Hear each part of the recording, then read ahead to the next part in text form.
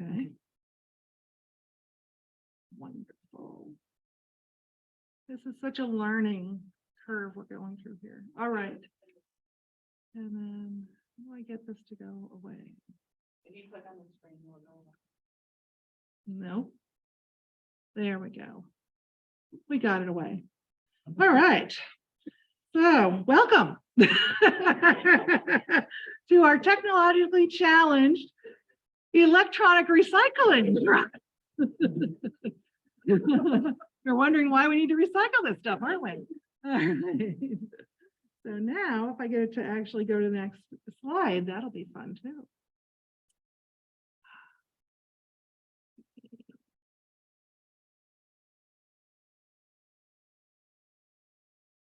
Yeah, you should. Okay, we'll see. So brief introductions. I introduced myself. I'm Marta Keene. I'm the Illinois Recycling Foundation president, and Sue Stylen is our brand new executive director. She's got about a month under her belt now, I think, maybe 6 weeks. So she's learning everybody. Please sure to introduce yourself to Sue. Let her know what you would like to see from the Illinois Recycling Foundation for you. And any feedback you have on today's workshop, please let either of us know. All right. And you see our board of directors are from a variety of different recycling areas, including electronics. So we really do represent a wide-ranging number of recyclers in various areas. And reuse organizations, governments, nonprofits. In fact, the Illinois Recycling Foundation is a 501c3 educational organization dedicated to waste reduction, reuse, recycling, supporting markets for recycled content. And we welcome members of industry, government, educational institutions, and nonprofits that share our goals. So we're asking everybody to consider joining if you have not already become a member, because this is our membership drive time. It is a calendar year membership, so getting in now gets you the full year. And we really would love for you to be part of our webinars, our in-person events, maybe tour your facilities if you have something really exciting, share your press releases, all of those great things. So we do ask you to save the date, which actually we can't tell you the exact date, but it will be the 3rd or 4th week of February. We are putting together a webinar on how plastic bag recycling is going. So it will have a speaker talking about the Chicago tax on plastic bags and how that's been going, as well as what's going on with the plastics industry and how they're collecting them, and hopefully building a little faith in that particular system. So today I want to thank ERRO because they are our sponsor. We could not do these as in-person events or webinars without sponsors, and we really appreciate their help in today. So they provided the food. Hopefully all of you eat the food. We don't want any food waste. and certainly the room itself today, as well as helping fund our program. So we appreciate that so much.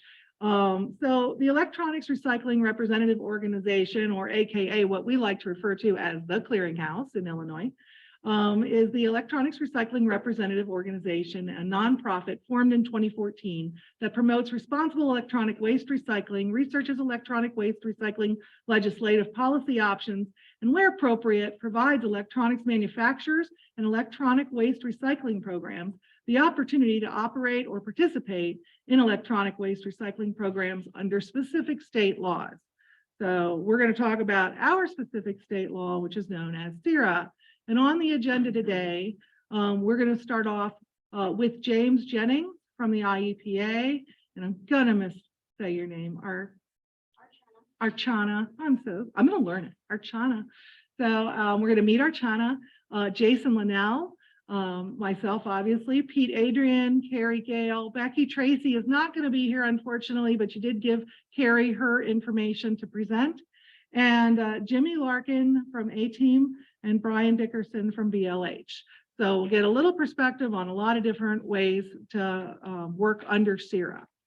So with no further ado, I'm going to introduce James Jennings and have him come here, and he will be able to use these arrows now that they're working. to go through his presentation. James has been the Waste Reduction and Compliance Section Manager for the Illinois EPA since 2016. He's responsible for managing the Illinois EPA's Bureau of Land Management, Materials Management Programs, RCRA, and Solid Waste Compliance Programs, as well as state federal reporting obligations. James is a member of the Environmental Council of the state's Compliance Governance Team, the chair of ASTSWMO, Sustainable Materials Management Task Force, a board member of the Land of Lincoln chapter of SWANA, and a governmental liaison to the Illinois Recycling Foundation. Prior to becoming section manager, James served as legal counsel to the Illinois EPA, representing the agency in a variety of land and water regulatory and enforcement matters. James has also worked for the Illinois Executive Inspector General and the Kentucky Department of Public Advocacy. James obtained his law degree from the University of Kentucky and his undergraduate degree from the University of Cincinnati.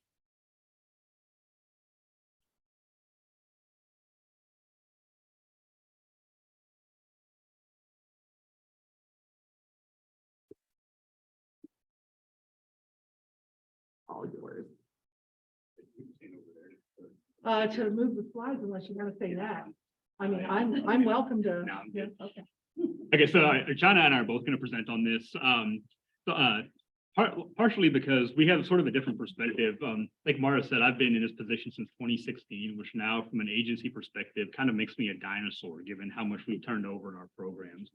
And so I'm going to give an overview of how we got to this point and some of the legislative background. Many of you all were part of this process, and so this will be sort of a review for you. But likewise, we've seen a lot of turnover within the regulated community, and so this may be some valuable information for those as well. And then Archana has been handling the day-to-day operation of the program for now a year and a half. Okay, for a year and a half, and so she's going to have a much better sense to walk you all through the kinds of issues that you may see as things evolve. I mean, this program has been operating in some respect for well over a decade, and looks very different today on the ground than it did when it began. And so that's where, for questions about how we got here, I may be your best point of contact, but if you have a direct issue with how things are operating, or if you need to get in touch with somebody because you're new to the program, she's absolutely going to be a better resource than I am. Yeah, so how we got here, I mean, this has been a very long time coming. Historically, the CRT televisions were a significant dumping problem. And in Illinois, like basically every other state, these were treated as universal waste. The state of Illinois' solution to this was to provide a dedicated outlet for residentially generated CRT TVs. And so, as you can see from the slide, I mean, there was a natural progression that included a landfill disposal ban and a mandated recycling program for entities that elected to participate. Prior to 2018, this looked very different. In effect, anybody could collect electronics provided they had an outlet. There was a wide range of recyclers that were potentially available, some of which had much more well-established outlets for the material than others. What we saw at the state level was that some of those recyclers weren't necessarily as viable as others. And consequently, the sort of model of sham recycling started to develop. And we were in the position of having to address open dumping of material that residents were putting through what they thought was a viable recycling process. The agency authored a handful of required reports to the General Assembly, and the result of that ended up being a reimagining of the recycling program, which is what we have now. So enacted in 2018, we became the first state to adopt what's been dubbed as a convenience standard for electronics recycling. There are a variety of well-established responsibilities within this program, and ours is largely administrative oversight. The one thing that did change is that there is not a guaranteed manufacturer funded outlet for electronics for anybody who is collecting. You have to participate in the program to ensure that there's a manufacturer element to covering your recycling. If not, there may be options available, but it's not statutorily required. And I know I'll touch on this later, our channel will touch on it, but one takeaway from this should absolutely be, if it's not required by statute, we have no authority to implement. And so one of the benefits of participating in this program is that there is a legal backstop if there's shortcomings that the agency or the Attorney General's office can step in. Independent of that, recycling is a commercial transaction and it's not subject to our regulation. And so If there's one thing that I would really encourage everybody to take away, is that participating enables you to have a statewide legal foundation to proceed if things go poorly. If they don't, in some respects, you're on your own.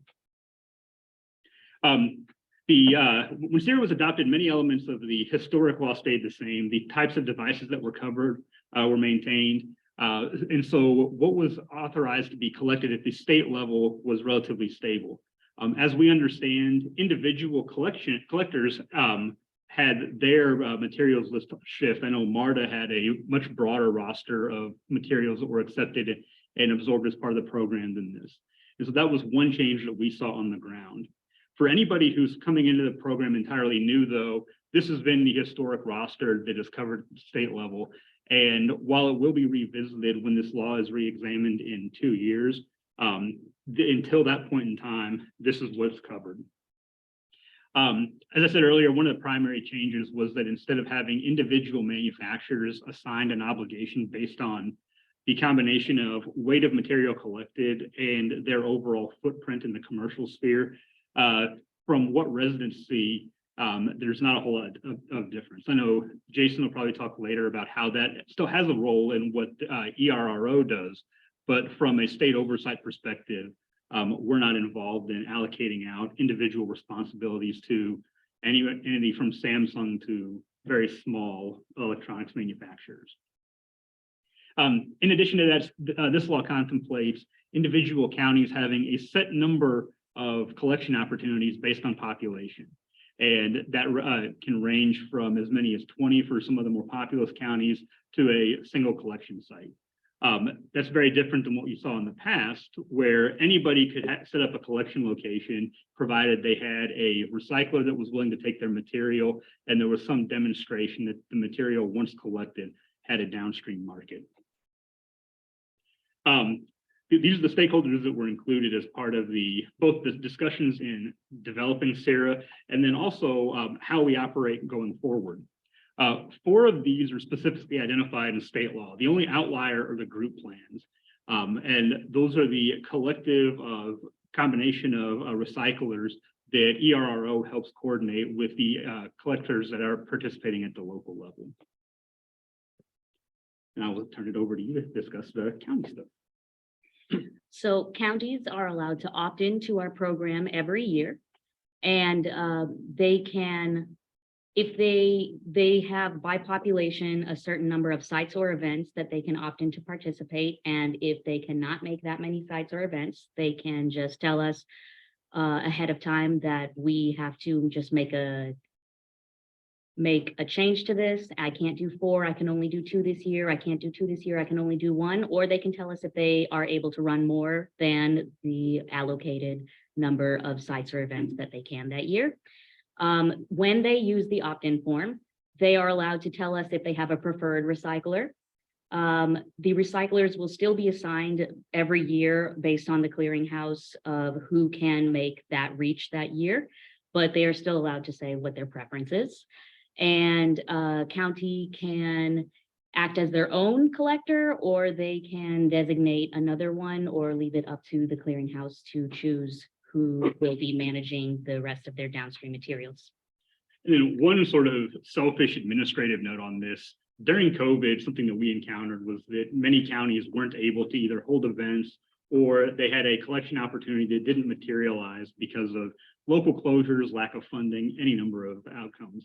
At the time, our recommendation was then that counties could send us a letter saying that they were no longer going to participate in the program, because that helps close the loop on potential record-keeping issues.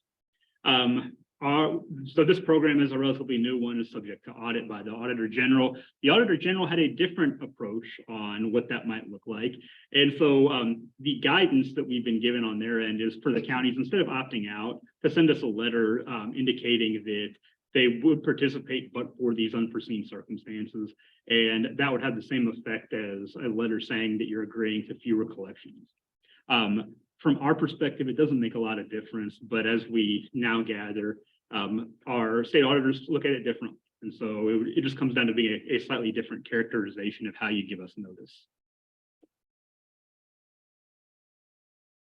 So manufacturers are allowed to register with us and they will submit that form by January 1st of each year.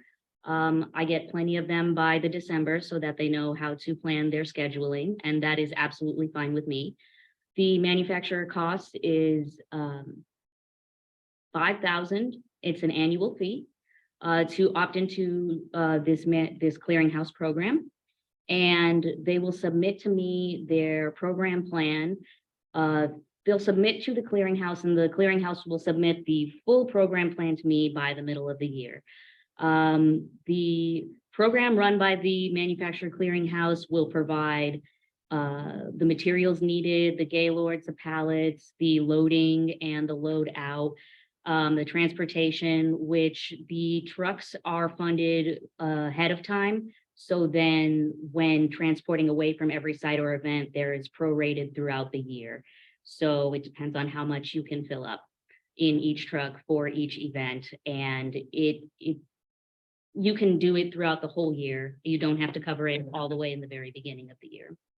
The recycling events and running these are partially funded through this program so that, you know, the counties aren't taking on the full cost of running these events and these sites themselves.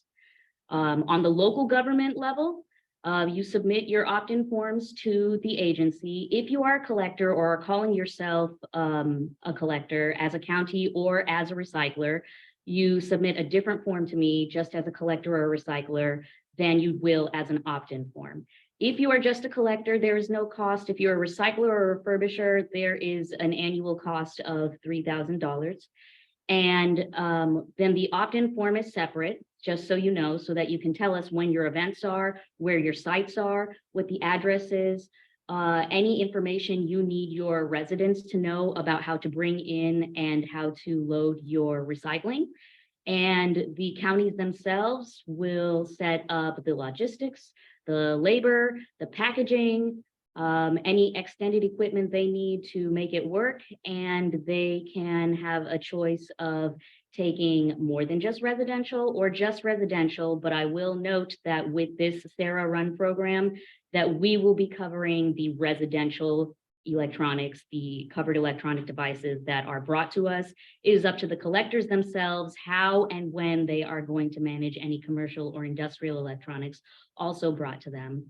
And it should also be noted that with certain materials like televisions, there is usually a hazardous material inside of them. So there is often a fee to bring in televisions at all, whether you have a site or whether you have an event or whether you're taking it to a regular recycler. This is because managing hazardous waste is separate from managing electronic waste.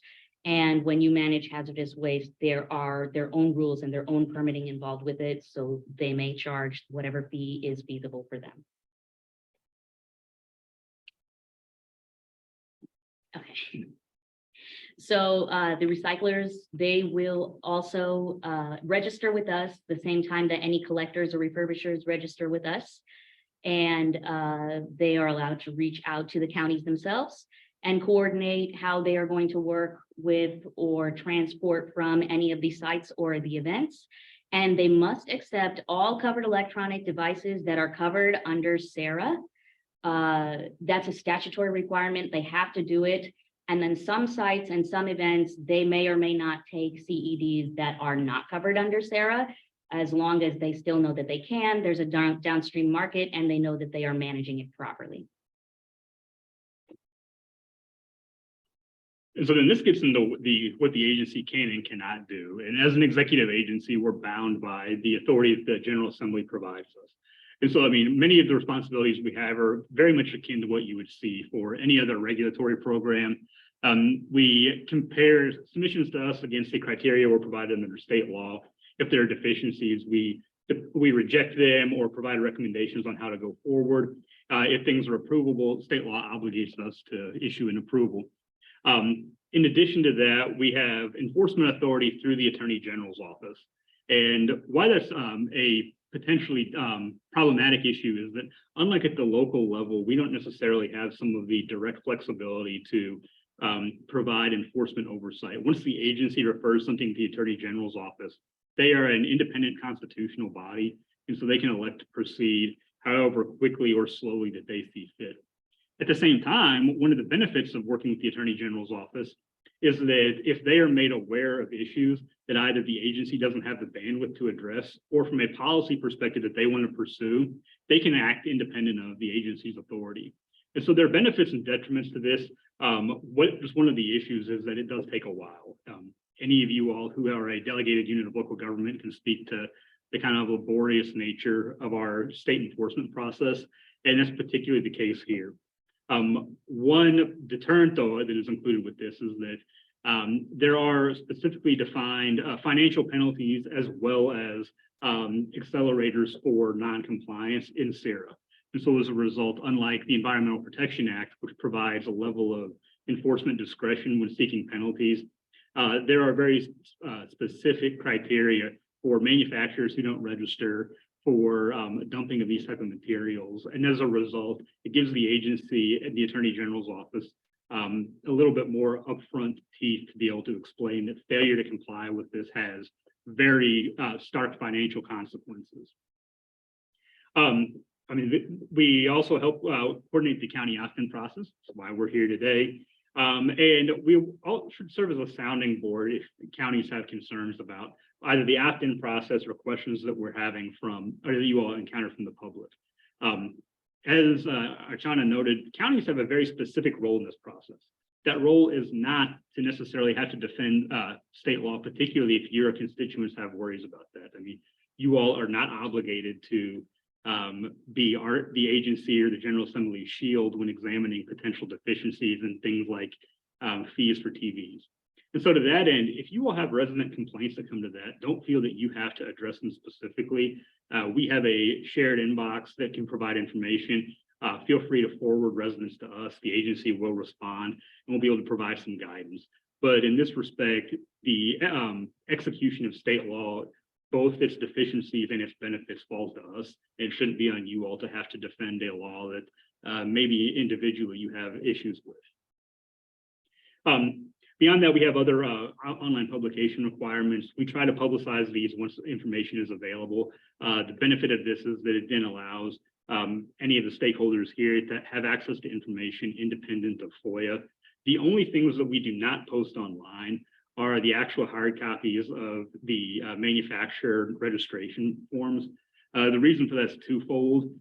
One, it would take up an enormous amount of space and it would be unwieldy to include, particularly when the other information is already there.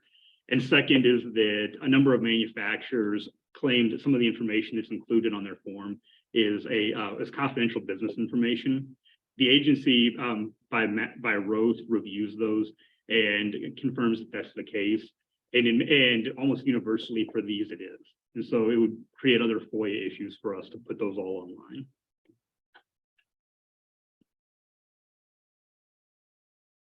Some of the other CERA fees included, on top of the registration fees that I spoke about earlier, include the trailers, which have a prorated rate throughout the year. And it's about $600. It's directly addressed in CERA, but don't feel you need to maintain this fee all the way in the beginning of January if you have multiple events throughout the year. There are fees for items that are collected at these events that are not under the CERA program, and that is up to counties to coordinate amongst themselves and with their recyclers. The counties can, however, accept more items than are listed in CERA's list of covered electronic devices, and that is between the county and the recycler themselves if they are willing to accept those materials. And this is a perfect example of the delineation between where the agency can step in and where we cannot. The issue for shortfalls is an area where we have weighed in based on the plain reading of the statutory text and our position as the enforcement agency for the state. The bottom item is a commercial transaction. And so if a collection site elected to be a wholesale hub for materials that don't otherwise have an outlet, and you collect electronics, tires, lead acid batteries, and any number of other materials, fees assessed for those non-electronics aren't something that we would be able to necessarily step in on. We may be able to weigh in on other outlets if they're handling issues, but we lack the authority to be able to dictate what that pricing structure looks like.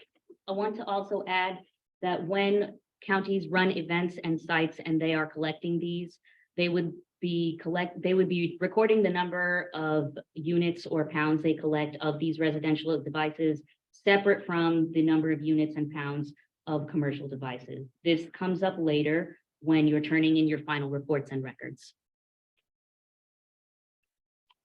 Some counties and municipalities run their own recycling programs outside of CERA, and that's absolutely okay. You are not obligated to run your program our way. But if you do, there are benefits that this clearinghouse and this state-run program can handle some of the costs, so not all of the cost is on you. Some of the benefits of running your own are that you get to choose some of the people that you're working with, some of your own recyclers, if you have a relationship with them and you would rather choose that instead. And you get to have more of a choice on who your labor is if you have very specific requirements about that included. And some of our counties actually really like their private recyclers, so they like going with that. Which is not to say that any of your private recyclers can't still work with any of the other major recyclers. They can if they would like to have a relationship with them. So that gives you more flexibility, but that also makes some of the responsibility fall on you. Some of the benefits of recycling, whether or not you're going through our program or through your own private entities, are that we're reducing fly dumping, we're reducing waste in landfills, we're reducing hazardous runoff that might hurt the environment and might hurt humans. And at the same time, that does mean that the responsibility of staying up to date on logistics and on changing technology in the field of electronics is also a challenge that would be up to you to face.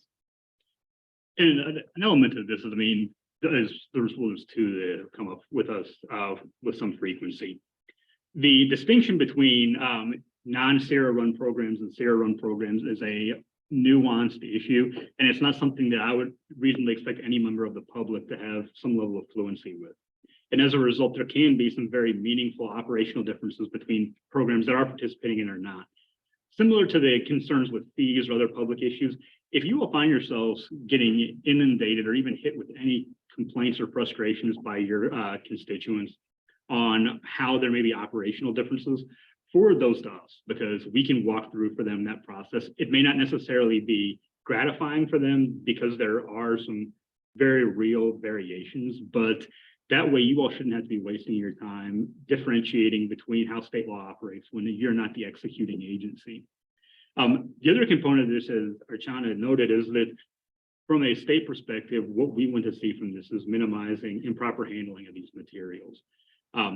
When I say this, I'm not picking on any other individual state, but we have colleagues in Iowa and Colorado who have looked at this model, and partially because they have had some very real issues with fly dumping in either state or national parks.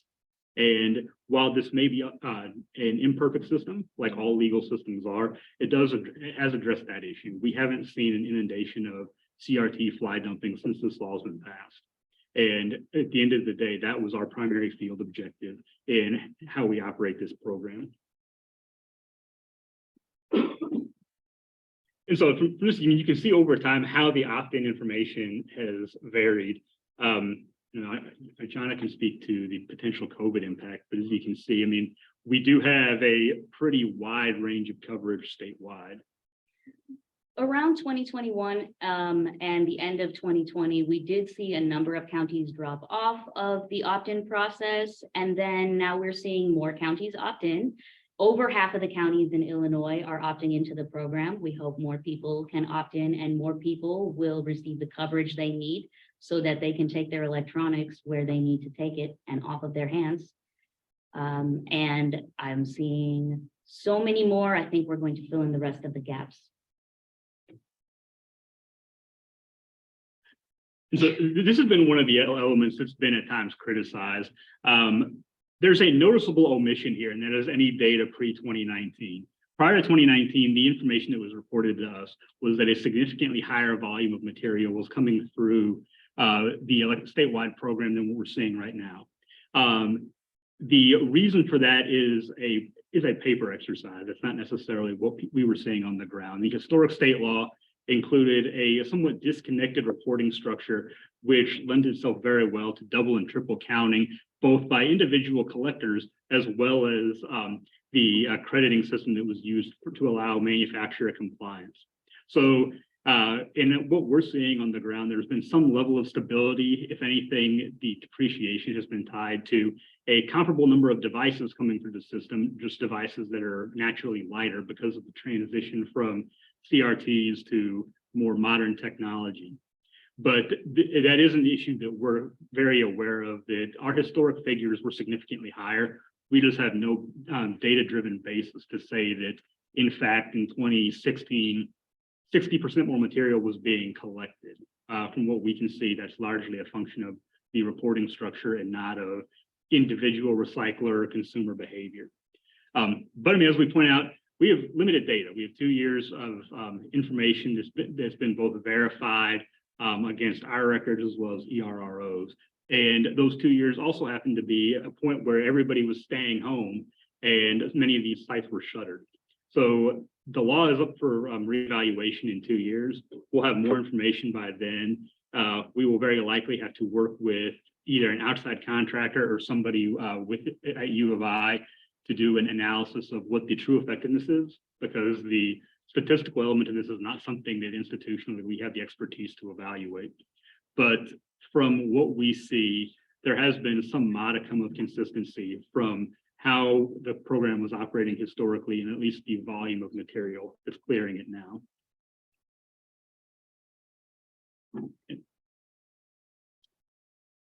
But thank you, Honor. We can do questions afterwards. I'm gonna have a brief pause after Okay. Jason, and that way that's about the law and the clearinghouse together. Sounds good.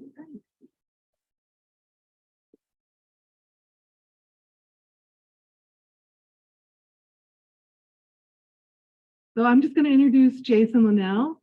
He's the Executive Director of the National Center for Electronics Recycling, where he leads activities such as research on electronics recycling data and policy, as well as management of the Electronics Recycling Coordination Clearinghouse.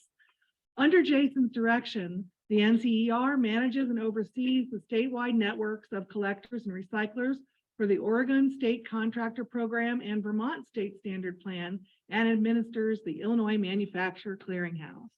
So thank you, Jason. And once again, thank you for sponsoring today's event. Sure, thank you. All right, so if I go down, I'll get to my slides. Very good. Okay. Yeah, the arrow key should- Okay. All right. Well, thank you. And it's great to be here in person and be able to do this today. I'm going to tell you a little bit about my organization and ERRO, and then get into the clearinghouse program that we manage. My organization is actually National Center for Electronics Recycling. We're a nonprofit that was established back in 2005, based in West Virginia, so not too far away. We do those programs that are mentioned in my bio, the ERCC program, which is states and industry and other stakeholders getting together to work on common challenges under the state laws. And we manage the Oregon program, a Vermont program, and now Illinois' clearinghouse, plus South Carolina, which just started this year, is a model based on the Illinois approach, another clearinghouse. So the second state, so you're already being copied in another state, and many people are pointing to the Illinois approach, and now we see it in action in South Carolina. ERRO, I won't go over the description. It was already read, since they are sponsoring this event today, and they're happy to do so. They are the ones that have a nonprofit. It is formed by manufacturers in 2014, and they contract with us to do the clearinghouse. So now we have the second program in South Carolina, and we are administering that. That was passed very quickly in 2022 and is now in effect in 2023.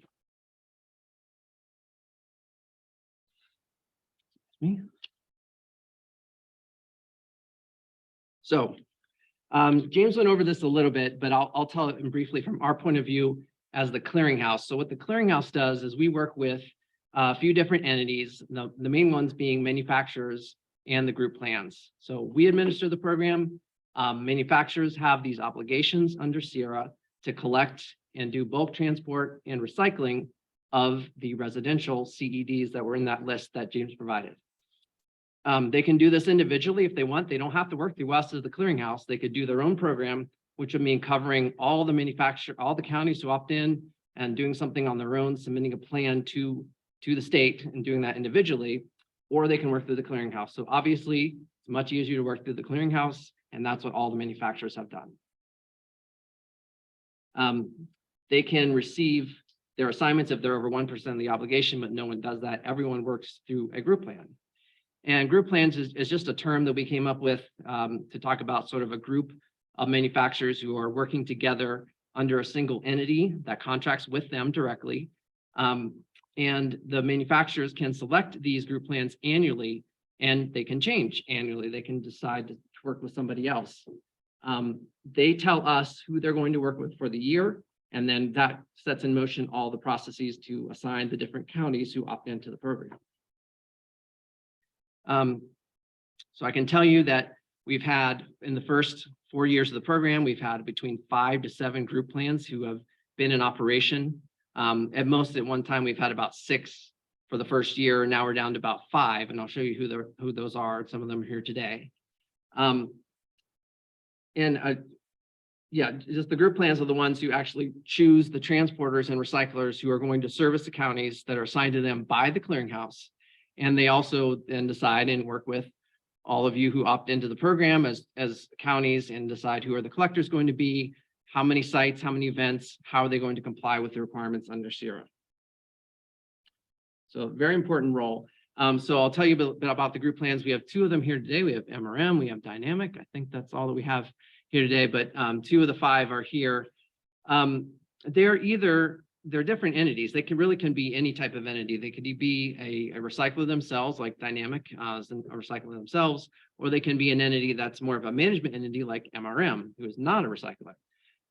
So they are the ones who work directly, most importantly, with manufacturers. They contract with the sometimes 85 up to 95 manufacturers every year who have compliance obligations under CERA, and they get them in their group. They win their business every year, and then they say, these are the ones who are in our program. What we do as the clearinghouse is assign those group plans to the various counties that are in the program who opt in each year based on a formula that was built in the law that we've been using every year to decide the manufacturer obligation percentage. It's not too complicated, but it's a formula that involves both their market share and the return streams. So TV manufacturers have the biggest share of the obligation percentage because TVs come back in the program in the highest weights. They're around 55% of the weight so far, and every other category of the 8 gets assigned a percentage as well, and those manufacturers have to fund the market share within their group as well. So all that means is every group plan is a different size based on the number of manufacturers that they have in their program and based on the obligation percentage of those manufacturers in their program. So it's not necessarily true that the largest number of manufacturers in a group plan means the biggest group plan. It's the size of those manufacturers within that group plan that really determines it. So these group plans make the ultimate decisions on which sites, events, transporters, recyclers are to be used, starting with that data that comes back in on those opt-in forms, which is very important. Trying to incorporate existing programs that are in place as much as possible. They work on deviations from the standard in the law. So if you are a county that has a requirement to have 4 sites or 5 sites or 3 sites, whatever it is, sometimes there's deviations from that. You work with that group plan to figure out what deviation makes the most sense and then document that with our plan. So yeah, they have to offer the bulk transportation. So that's that 18,000 pound trailer load that's in there. They have to offer that, the packaging, the recycling of all the residential CEDs, and then other issues can be negotiated after that. So as I mentioned, they're not all the same size. Some are bigger, some are smaller, and they change in size every year. So some group plans are pretty steady throughout all 4 years of the program that we've had so far. But some of them can vary pretty dramatically, and some appear 1 year and then disappear the next year because they don't win the manufacturer business. All right, so who are the group plans? I mentioned the 2 that are here, Dynamic and MRM. We also have ERI, which is also a recycler, and the group plan RLG, which is more of a management entity, and then SIMS Recycling Solutions, which is a recycler, but more of a management entity. And then within our plan for the last couple of years, I'll just list all the recyclers. Some are here today and some joining by phone. We have the list there that you see of the 7, 8, 9, 10 manufacturer or recyclers who are operational under some form of the opt-in program for the clearinghouse. And I will say many of them work with multiple plans, so they don't just work with one. Many of them work with 2, 3, or 4 of the programs, and some of them just work with a single program. So the manufacturers have to do a few certain things to be in our program. They do have to sign an agreement with ERRO, and then they have to tell us which group plan they're going to choose each year. And within ERRO, we've developed a set of rules. This came about early in 2018 after the initial revision to the law was passed. We had to come up with some rules or how the manufacturer is going to interact with the clearinghouse. What are the standards that the clearinghouse will use? So we have a set of rules we include in the plan. It includes that methodology for setting the manufacturer obligation percentages. It includes the method for how we use to allocate sites in counties to which individual manufacturers or groups. Includes standards on reporting, what type of data we have to have back. We get quarterly reports from all the group plans to calculate the totals as we go throughout the year. And then private programs, which I'll talk to you about in a minute, they're very important, and they are have a lot, there's a lot of activity on the private program side. And then something that's important for the manufacturers, but not necessarily, it's a little behind the scenes, which is what we call the true up process at the end of the year. Right now, we're about to go through the process again, where we look at what actually came in the previous year versus what the percentages were at the beginning of the year for each group, and see, did they meet it or did they not meet it? If you didn't meet it, you might have a carryover for another year where you have to collect more or be assigned more counties because you didn't meet your percentage. So we talk a lot about how the Illinois approach got rid of part targets and pounds goals and things like that. It did, but we still look at pounds within our program. We still try to look at how much was actually collected. Is this fair? Is it balanced? There's a process where group plans can trade and sell credits amongst each other before the end of that year so they can level out, or they can let that roll over into the next year. So there's no penalty per se, like there was under the previous approaches and like there are in other state laws, but there is an incentive to make sure that you're meeting your obligation to make sure everyone's leveled up or trued up at the end of the year. So all that means, some things that, just to clear up what the clearinghouse does and does not do, what we do is we submit this combined plan. We work collectively with the manufacturers to submit this plan every July 1st and submit that to EPA so they can review it and approve it. We do the obligation percentage setting and tell each manufacturer what's their percentage for every year, and allow them to go through a process to choose their group plan for every year. We do then work on the opt-in process and allocate and assign counties to different group plans based on their size, based on their historic working relationships, based on a number of factors that come into that process. We set rules for the manufacturers and their group plans, auditing program, and compile information that is required to submit the program plan and the annual report to Illinois EPA. So those are kind of the things that we do, and you'll notice that doesn't involve a lot of the choosing of recyclers or collection sites, because that's something we do not do. We're not contracting with any service provider, whether they're collector, transporter, or recycler. That's completely done by the group plans, and based on the standards that they have and the standards that their manufacturers have. Those group plans also decide which sites or events will be included in the final plan. That's not something that the clearinghouse does. We compile all the information that's given to us back from the group plans and submit a combined plan back to the state, but we don't choose which ones are actually in there. We don't decide which entities are involved to meet the minimum site requirements for the convenience standards, but we do require that they all meet the requirements under CERA and in the manufacturer agreement that's signed with ERRO, and there's some specific requirements in there.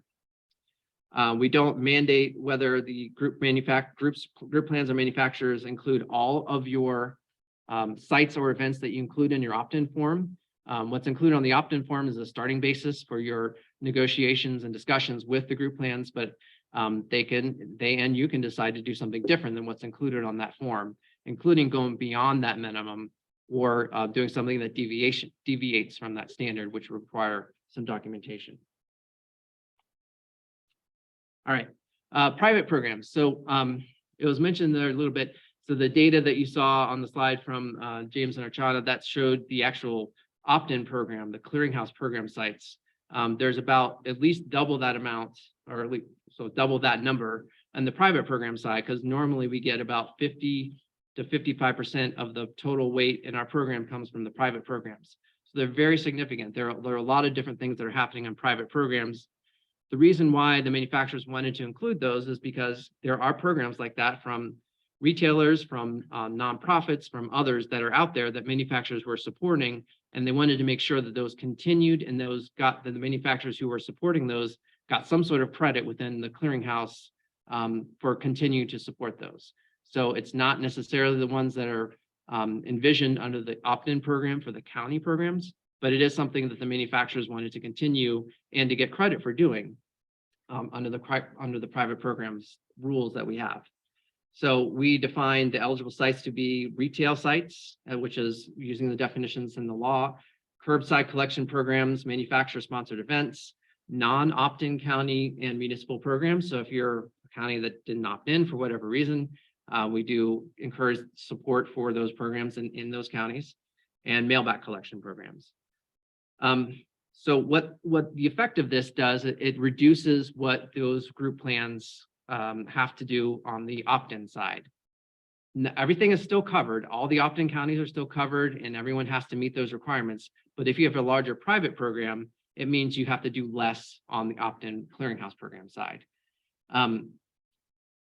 So essentially you're getting some credit for what you're doing already on these private program sides. You're doing less on the clearinghouse program side, but in the end, everything is still covered, and we still have a lot of activity on the private side. So we require the group plans to give us their data on both the private programs and the clearinghouse program sites and events every quarter, and we use those to track against those obligation percentages. So if you're doing more on the private program side, you might be meeting your percentage or going over your percentage if that's the case. And then we do the true up at the end of the year. So if you're a county or collector trying to opt into this program, we will be using the data that you put on your opt-in form and your preferences there to assign each county to a group plan every year. So March 1st is the deadline. The form is available on the Illinois IEPA website and also on our website, the Illinois Clearinghouse website. So encourage you guys to get those in as soon as you can so that we have a good group for 2024 going forward. I'll note that a couple of things are very important to put in there. Obviously, your sites and events that you would like to have on there. Events, sometimes, obviously, you're planning more than a year ahead. So we don't expect everyone to know the exact location or date or a lot of the details that you might have to plan out for an event to be successful. But it's nice to know, or what we have to know for our plan is the city that you're going to have it in, and how many events that you're going to have, whether it's 1, 2, 3, 4, or some other number. So do include that, make sure that that's in there. There's also a section on there to estimate how many pounds that you think you'll collect. And we do see some variation there. If you have any questions on that, we now have 3 or 4 years worth of data on how much has actually come in through your sites, and you should have some data too coming from your group plans or from your recyclers. Make sure that's accurate, and if you have any questions, we're happy to provide what data we have on how much has come in through your programs, or even through some of the private programs that are operating in your counties. So once we get that process, I'll go over the timeline in just a second, but the group plans choose their service providers, so which recyclers they're going to use if it varies, and it can vary from year to year. And the group plans will tell us their private programs for the year, somewhere in the April, May, June timeframe. And we will then combine that for our July 1st deadline to submit the plan to the state. So here are the deadlines, things to keep in mind as we go through the process. Again, this is our 5th year, if you can believe it. This will be our 5th time we're doing this. So time has really gone by, and hopefully we've got this down a little bit more, and it'll go smoothly, which it has gone in the last few years. So that March 1st deadline is the first thing. Opt into the program. Do it even if you're not sure how the exact details are going to work out. We can opt in, and we'll work with you and assign a group plan. The manufacturers then have to submit their registration forms, which is very important for us as the clearinghouse, because that's one part of that formula for setting their obligation percentage, And they do that by April 1st, and then we get data from Illinois IEPA. And then we, as the clearinghouse, calculate all those percentages, receive the group plan designations, so which manufacturers are choosing which group plans every year, what their private programs will be, and we do that in the May to June timeframe. It varies every year based on how quickly the manufacturers submit their forms and how quickly we get all their selections for their group plans. So around the end of May, early June is when you as a county should be hearing from your group plan that you've been assigned to for the next year, for 2024. And that's when you'll be working out a lot of the details for how many events you're going to do, where the sites, if it's standard of something you've been doing for many years, it should be pretty easy to put that together. If some things are up in the air, you may have some working to do with that group plan, especially if the group plan has changed. And we tried not to do too many changes to the group plans from year to year. If things are working well, we try to stick with the same group, but manufacturers can change their group plan designations, which sometimes changes the size of your group plan, and they can't support, if they've gone down in size, they may be not able to support having that same county assigned to them for next year. Or if they've gotten bigger, same thing. You may see a group plan have more counties that they're going to be working with because they've gotten bigger in size from the manufacturers they're working with. And then all that leads to the submission of the July 1st deadline for the clearinghouse plan for 2024. And then waiting to hear back from EPA's review of that. So that's all I have. Thank you for your attention. Then we can do questions right now, or Maybe ask questions regarding the law and the clearinghouse. sure. All right, we can take your questions. Yes. What do we do with the site of business owners and residents of Illinois and especially including batteries and devices with. So the law, it wouldn't necessarily change the law by its terms sunset in 2026. Like every other law with sunset provision, that triggers a legislative review at the year prior, so it would be 2 years. So the agency is aware of the concern with batteries, and that's something that we as well considered in how we would examine maybe having this law amended. But for just overall consumption, it'd be working with your local solid waste authority, and then working with their respective legislators or discussing the issue directly with your legislator. I mean, that would be trying to go through our legislative staff with any notes that we have, what we'd like to see changed as an agency. We don't contemplate, or we don't see a scenario where this law is entirely eradicated. Things may look different, but from our perspective, it's an important backstop to the potential absence of collection opportunities. And instead of these batteries, we see another set of materials that have value, having a directed alternative outlet to being misused in the recycling stream, the curbside. All right. And I'll just summarize in case you couldn't hear the questions about the review process for the law and whether more devices or more types like batteries could be added to the program in the future. That would be something to go through the legislative process during that review to see, what should be added and get it included in there. It's not something automatic that happens. We'd have to go through a legislative change in order for new product types to be added to the program. Other questions? Yep. So Jason, you mentioned the private collectors Mhm. or collections. Is that data both available for public consumption, and is it sorted by counties? It's all collected in the same way. So yes, it can be sorted by county. It's all collected in the same way that we collect from the opt-in programs. The only I guess differences would be there are some, say, mailback programs. We don't really get county for that. There's some like the nonprofits, sometimes they have consolidation. So they don't always know which county it's coming from. It's like a large Goodwill or Salvation Army type program. But most of it is correlated by county. We do include the total in our annual report that we submit to Illinois IEPA. So the total, all of that was collected on those programs, but not the breakdown. But we have that data available.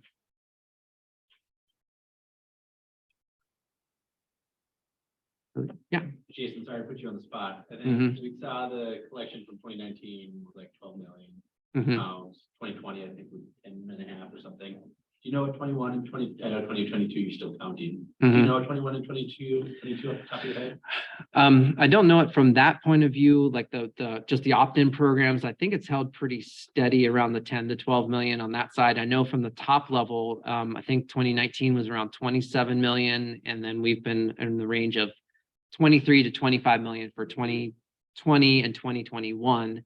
And I'm expecting that we're going to be at about 21 to 22 million total for the opt-in program plus private programs for 2022.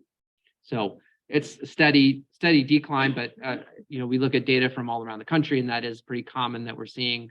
For established programs that have been around for many years, you will see a sort of steady decline just based on fewer CRTs coming into the program, being replaced by the flat screens that don't weigh as much is one bigger factor. But just the overall mix of devices is changing, and that's leading to pounds coming down overall. You guys want to hold the rest of the questions until the end? Everybody will be up on the seats here for questions at the end. Okay, very good. Then I get the pleasure to introduce Marta, which I don't know how I could sum up everything she does here, but I will go through this, the bio that we have here. So as you've heard, she's president of the Illinois Recycling Foundation, chair of the Illinois Product Stewardship Council, and recently elected to the executive committee of the National Recycling Coalition, and also serves on the Illinois Electronics Task Force. She's been involved with recycling since 1988, beginning her career in the private sector with the manufacture of recycled content greeting cards. And she joined the city of St. Charles in 1992 to administer their established pay-as-you-throw residential program that included all apartments and to assist businesses with implementing their own recycling programs.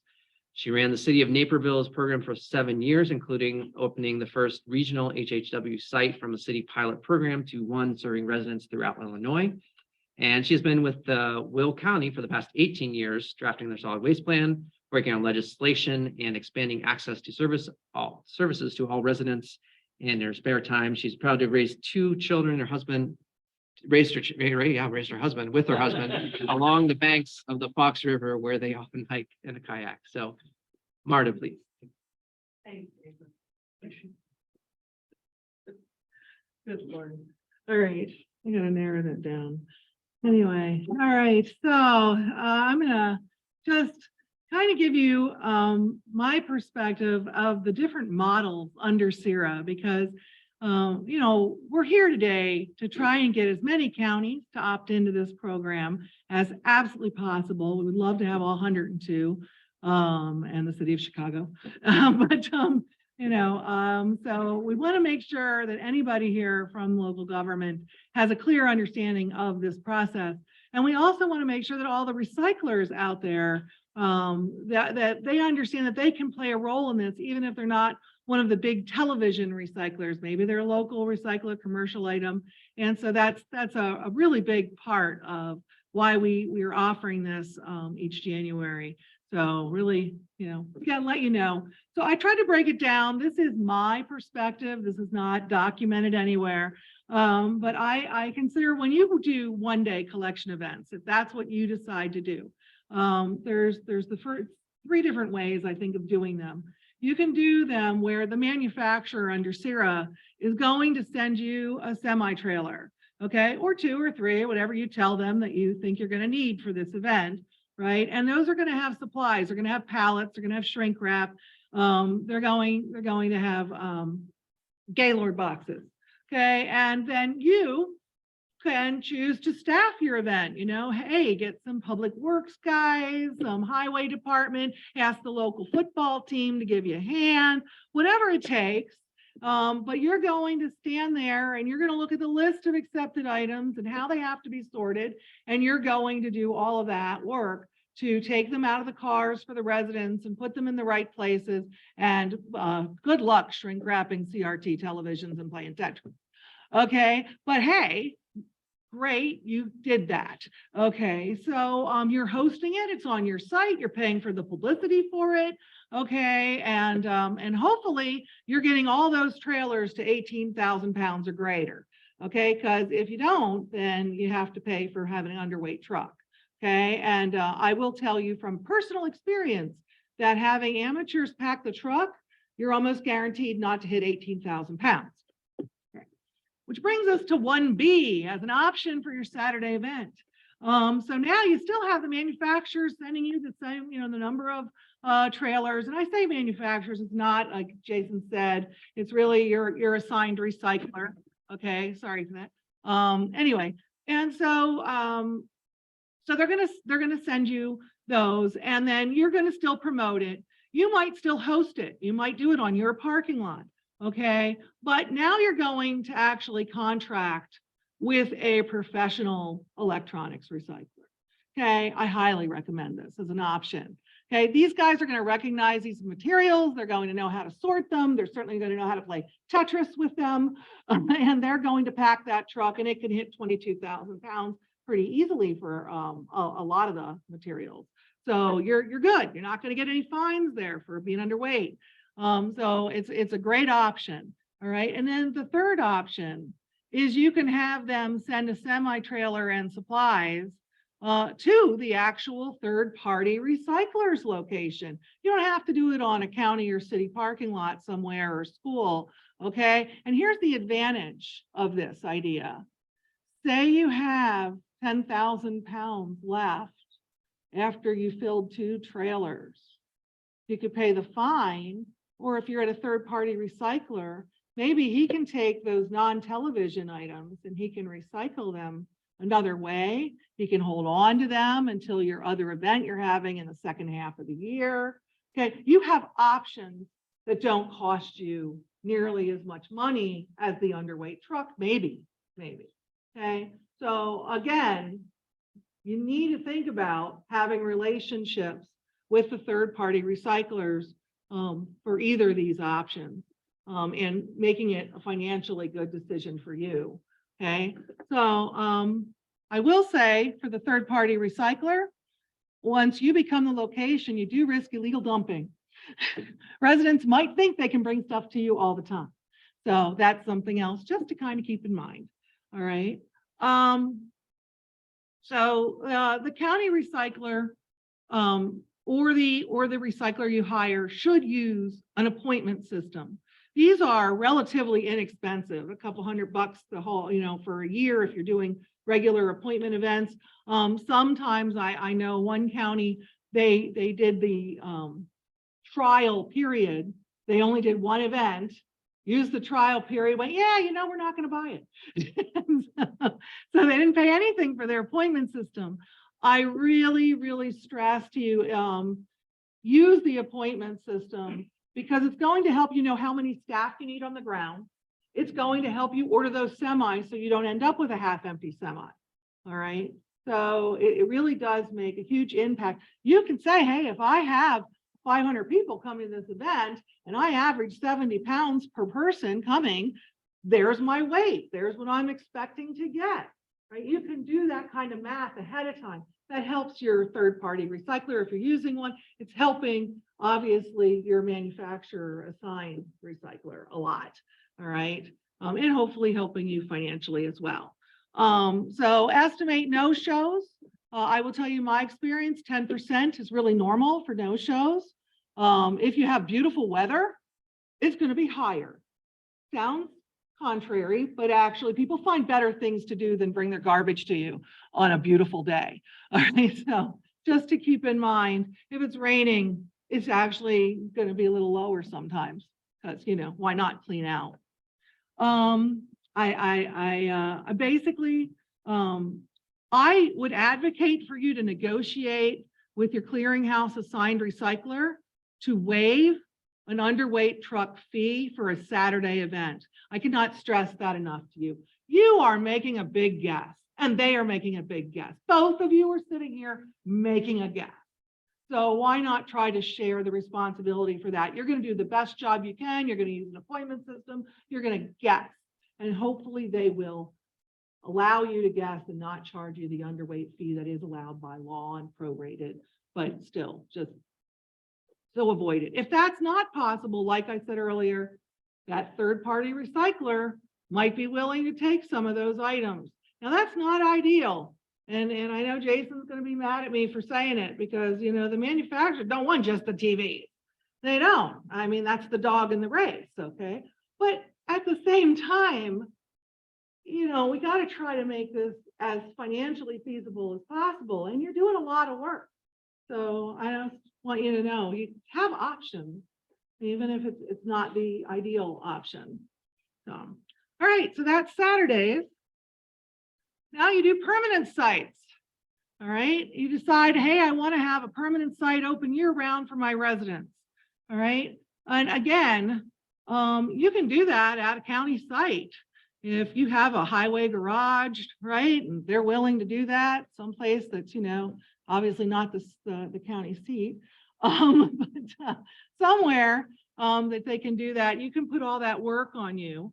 You can ask the manufacturer to provide that, or not the manufacturer. I keep saying that. I'm sorry, I should have fixed that. But yes, your clearinghouse assigned recycler.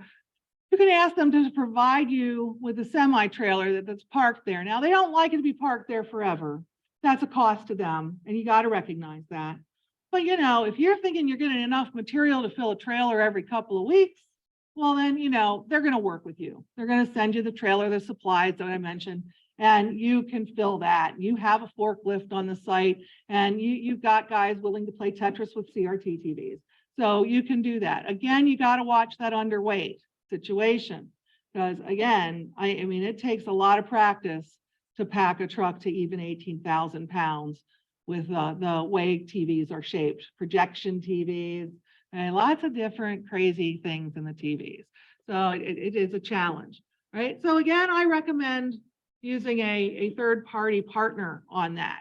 Have specific hours of operation. Say, hey, yeah, we're having it at our county location, but it's only going to be open, you know, these hours each week or these hours each month. And maybe if it's once a month and you get enough to fill a truck, you only need the truck to be delivered the week before the event. So you're not taking the truck the whole month, that kind of thing. But work with what works for you, work with what works for your assigned recycler, okay? But using a third party, you know you're going to pack the truck well. And they're going to sort, and you're not going to get dinged because things were put in that weren't supposed to be put in and that kind of stuff. And then lastly, you know, again, I go back to this, hey, they could host it. And they might be willing to host it and have it open to the public, you know, when they're open during their hours. Who knows? It's up to them, obviously, what they want to deal with from, you know, their commercial traffic versus the residential traffic and that kind of stuff. But yeah, it's certainly possible for you to do an agreement, a contract with a third-party recycler to be your host site. Okay, and so maybe in that kind of a scenario, they might be able to take some of the items that we'll talk about that aren't currently taken under the CERA law. So that's another option, and that helps with residents who are confused over why you take this, but not that. You have control over weight and flexibility and that kind of thing when you have that kind of situation. I will say that illegal dumping always happens at a permanent site. It just, you know, they're going to put it outside your gate when your gate's closed. Put in a camera, prosecute them. I know it sounds ridiculous, but as Mr. Adrian, who'll be coming up next, told me once, you get something in the paper about somebody who's illegally dumped, and for some reason, the message goes out and the illegally dumped stuff slows down or stops. So seriously, it's worth your time to have the camera that can read the license plate and you prosecute. All right. So that's pretty much summary of my view of how to approach the CERA model. I'm going to tell you a little bit about Will County because, you know, I'm obligated. They're paying me here. We have 700,000 residents. We have 38 municipalities, 22 townships. We serve all the residents of our cities, even if the cities go into other counties. And so we actually serve a greater number of folks than the 700,000. Aurora is my favorite example. Aurora is on 4 counties. We'll take electronics from every resident in Aurora. We don't care where they're from. We're not going to get that worried about it. We do look at a driver's license, that kind of thing. And I certainly would note that Aurora, Joliet, and Naperville are the 2nd, 3rd, and 4th most densely populated cities in the state of Illinois. So we ain't Chicago, but darn it, our north end is densely populated. However, 1/3 of Will County is still agricultural. Okay, we're considered rural. Now I know for folks in central and southern Illinois, there's probably no part of Will County that you would think of as very rural. But I can tell you that our residents think they're rural. And they will drive further for services because of that too. So that's something else. Since the EPR legislation passed in Illinois, we've had 7 municipalities that have added electronic collection to their municipal contracts. Now, that's not an option all over the state, I realize, but up north, there are a number of increasing municipalities that are adding this. I get no data. I don't know that the Clearinghouse gets any of that data, but I know I don't. I don't know what goes through those. I asked for it. I might get 1 or 2 towns that actually give it to me, but yeah, no consistency there. Since it passed, we've been in it too. We've been putting in it, and then I did want to mention too, residents can easily access some of the recycling at 6 Best Buy locations, 6 Staples locations, and several electronic recyclers. They don't tend to take television, but they do take a lot of the other items. So, I don't get that data either. So the way we have divvied up how we do our site assignments, what we're allowed to do based on our population, is we have a permanent site at the City of Lockport Public Works because my own highway department wants nothing to do with it. So we have an intergovernmental agreement in place with the City of Lockport, and we have a trailer park there. Supplies come in as necessary. It's usually takes 1 to 2 weeks for it to fill up. They're open twice a week. They're open from 6 a.m. until 11 a.m. on Tuesdays and Fridays. And then we have another site that technically is an additional permanent site. However, it is not open to the public as a drop-off site. And that is with our third-party recycler. So we have a trailer that gets parked at their location, and they order the supplies for it as needed. However, they then use a different truck, 24, 26-foot truck, and they go to 7 different communities in Will County, some of them twice a month and some of them once a month. And they do 2-hour, what I call turnkey collection events. I call it turnkey because I don't have to be there. I always have to be at the Saturday event. I don't have to be at the turnkey event.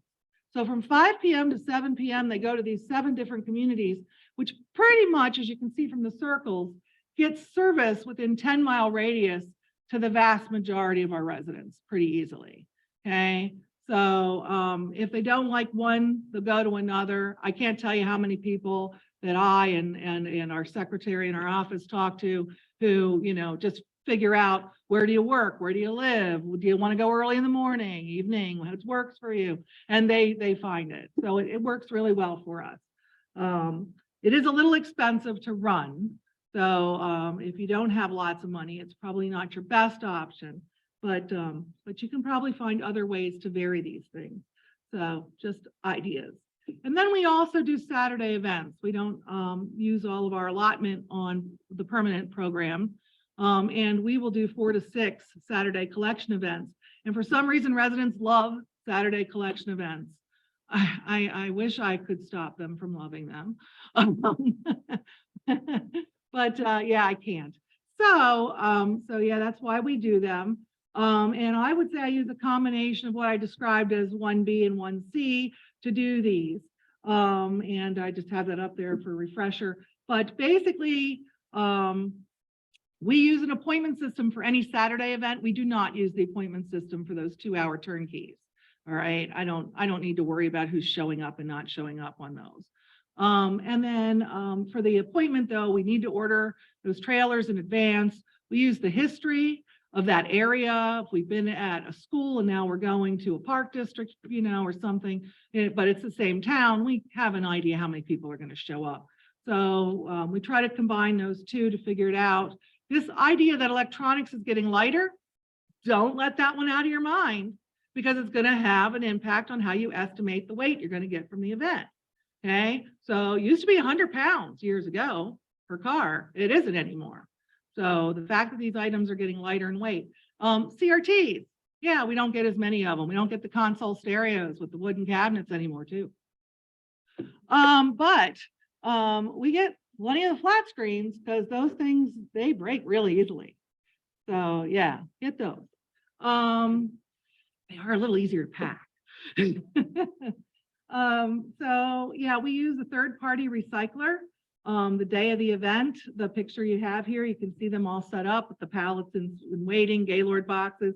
We cone, they provide some cones. So both of us are doing that. We use county staff to check everybody in. Okay, so they have a list of all the appointments. You're wondering how to do it? Well, my events tend to be anywhere from 35 in a rural area per 15-minute interval to 60 appointments per 15-minute interval. In a more densely populated area, my third-party electronic recycler staffs up or down based on what I'm going to do for that appointment system. Okay, he assures me he can do far more. I don't know if Champaign County is here today, but I know they do like thousands in 4 hours, and they use the same third-party person I do. So anyway, work with your third-party recycler if that's what you're doing. And keep in mind, if you're not doing that and you're using that football team, it's going to be a lot slower and a lot messier at the end of the day. So yeah, it'll be really quick. These things are packed as they're coming in, and it looks clean all day. So that's a great way to go. And you're off site usually within 15 to 30 minutes from it closing with a professional recycler, right? Not the case with the football team. All right, so let's see, and then yeah, oh yeah, we promote it, of course, obviously we do that, and the third parties unloading, sorting, packing, and then extra items because of that permanent site back at their facility. If we don't fill a trailer, they're going to drive it back to their facility. I don't have to worry about it sitting on a school parking lot. I don't have to worry about an underweight truck. Okay, so it really helps a great deal to have the flexibility built in there. All right, so I don't have the underweight charges to worry about. So like I said, we've been opting into CERA since it started. We've been assigned several different groups since it started. The different groups have not always utilized our preferred recycler for the processing of the television sets. So yeah, we put stuff down, but that doesn't necessarily mean it's going to happen. And I have to say in all these years that I only had pause once where I was really worried about where things were going. But other than that, and quite honestly, just so you know, as James said, you know, it's on the EPA at that point. It's not on you. It's not your responsibility if you don't like how something's getting handled.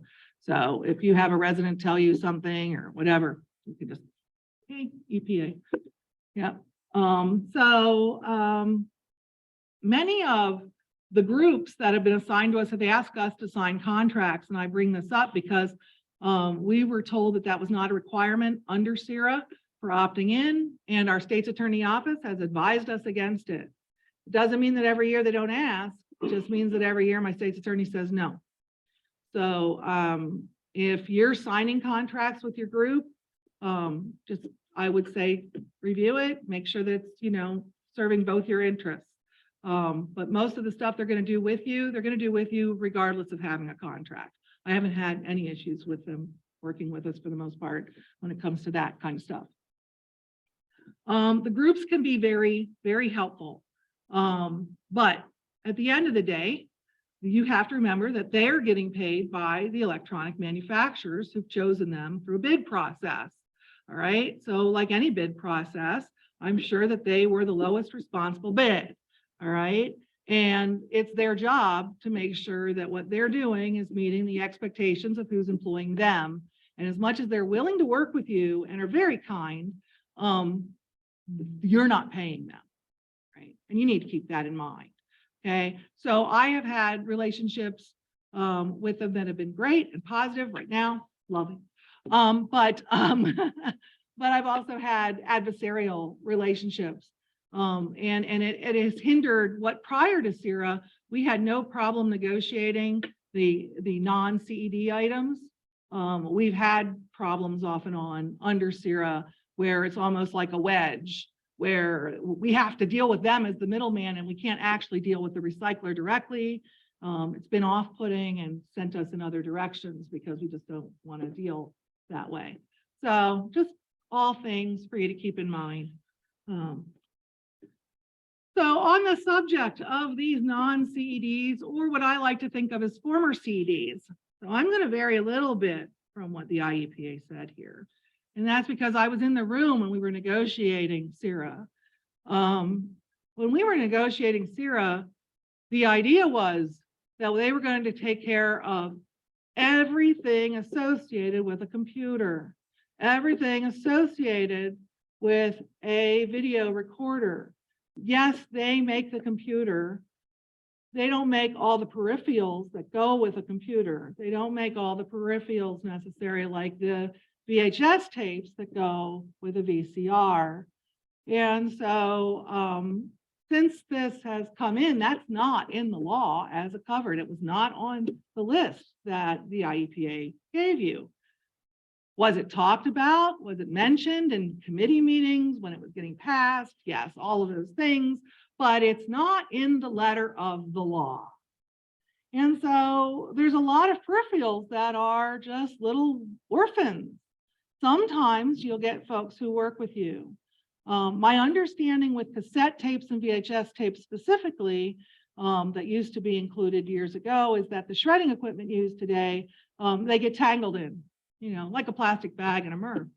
So, I see that. I have gone so far as to tell residents, if they want to take the tape out, we'll take the empty, but they have to show to my staffed drop-off attendants that it is empty of a tape.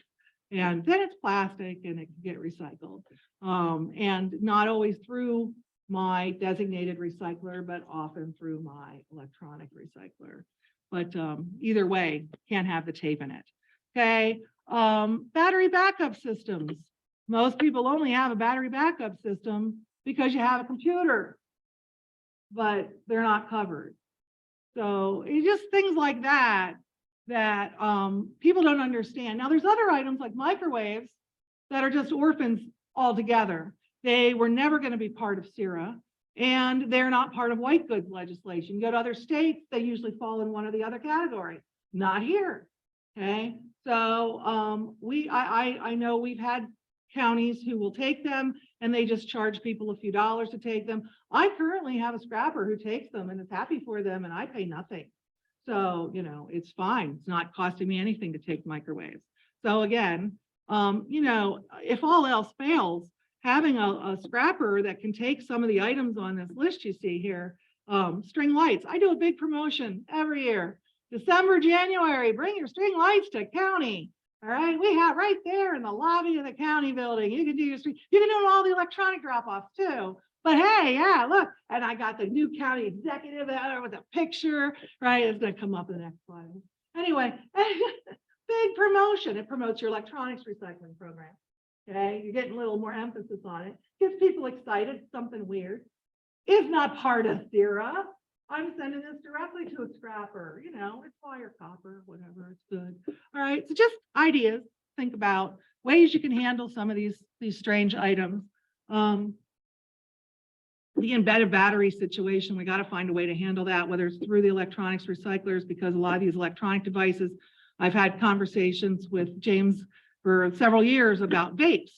All right. And, they have an embedded battery, or even if sometimes they change the battery, but it's kind of electronic, but it's also kind of hazardous. And oh my gosh, there's a whole thing there. So no solutions on vapes yet, but hey, we know people bring them to us. They bring us their solar lights. They bring us all these crazy things. And they do want us to do something. So anytime you can find an alternative to do it, and I will throw one last little tidbit out here. I've been doing electronic recycling since I worked for the city of Naperville. All right. I've been doing electronic recycling since like 96. Okay. It wasn't banned. There was no law. it was something that we did because we wanted to make sure that we took materials from residents and diverted them from the landfill, which is in all of our solid waste plants, right? So even though it's not covered under the law, give serious consideration as to items you could take and probably, you know, people you can work with that might be able to take those items, right? I'm going to be totally honest. We estimate we spend about $225,000 a year on our third-party contractor, along with advertising. I do newspaper ads, I do social media stuff. Okay, we print brochures, obviously use a lot of staff time. Okay, this is not my only job, so it's certainly not my whole salary, but certainly a good portion there. So all of that, and that doesn't include any of our host sites' time. And our host sites get phone calls all the time. And our host sites get people who show up during non-operating hours. And sometimes they're, you know, rude and, you know, that kind of stuff. And so all that stuff, you just need to consider just, you know, part of what it is to be part of providing a service to your residents. And again, just reiterating one more time, our participation rate is great. It's gone down slightly because, like I said, more and more of our municipalities are adding it to their programs, but still really great. The Saturday events, awesome. These turnkey events, great. Weight continues to fall even as participation is there. So that's all.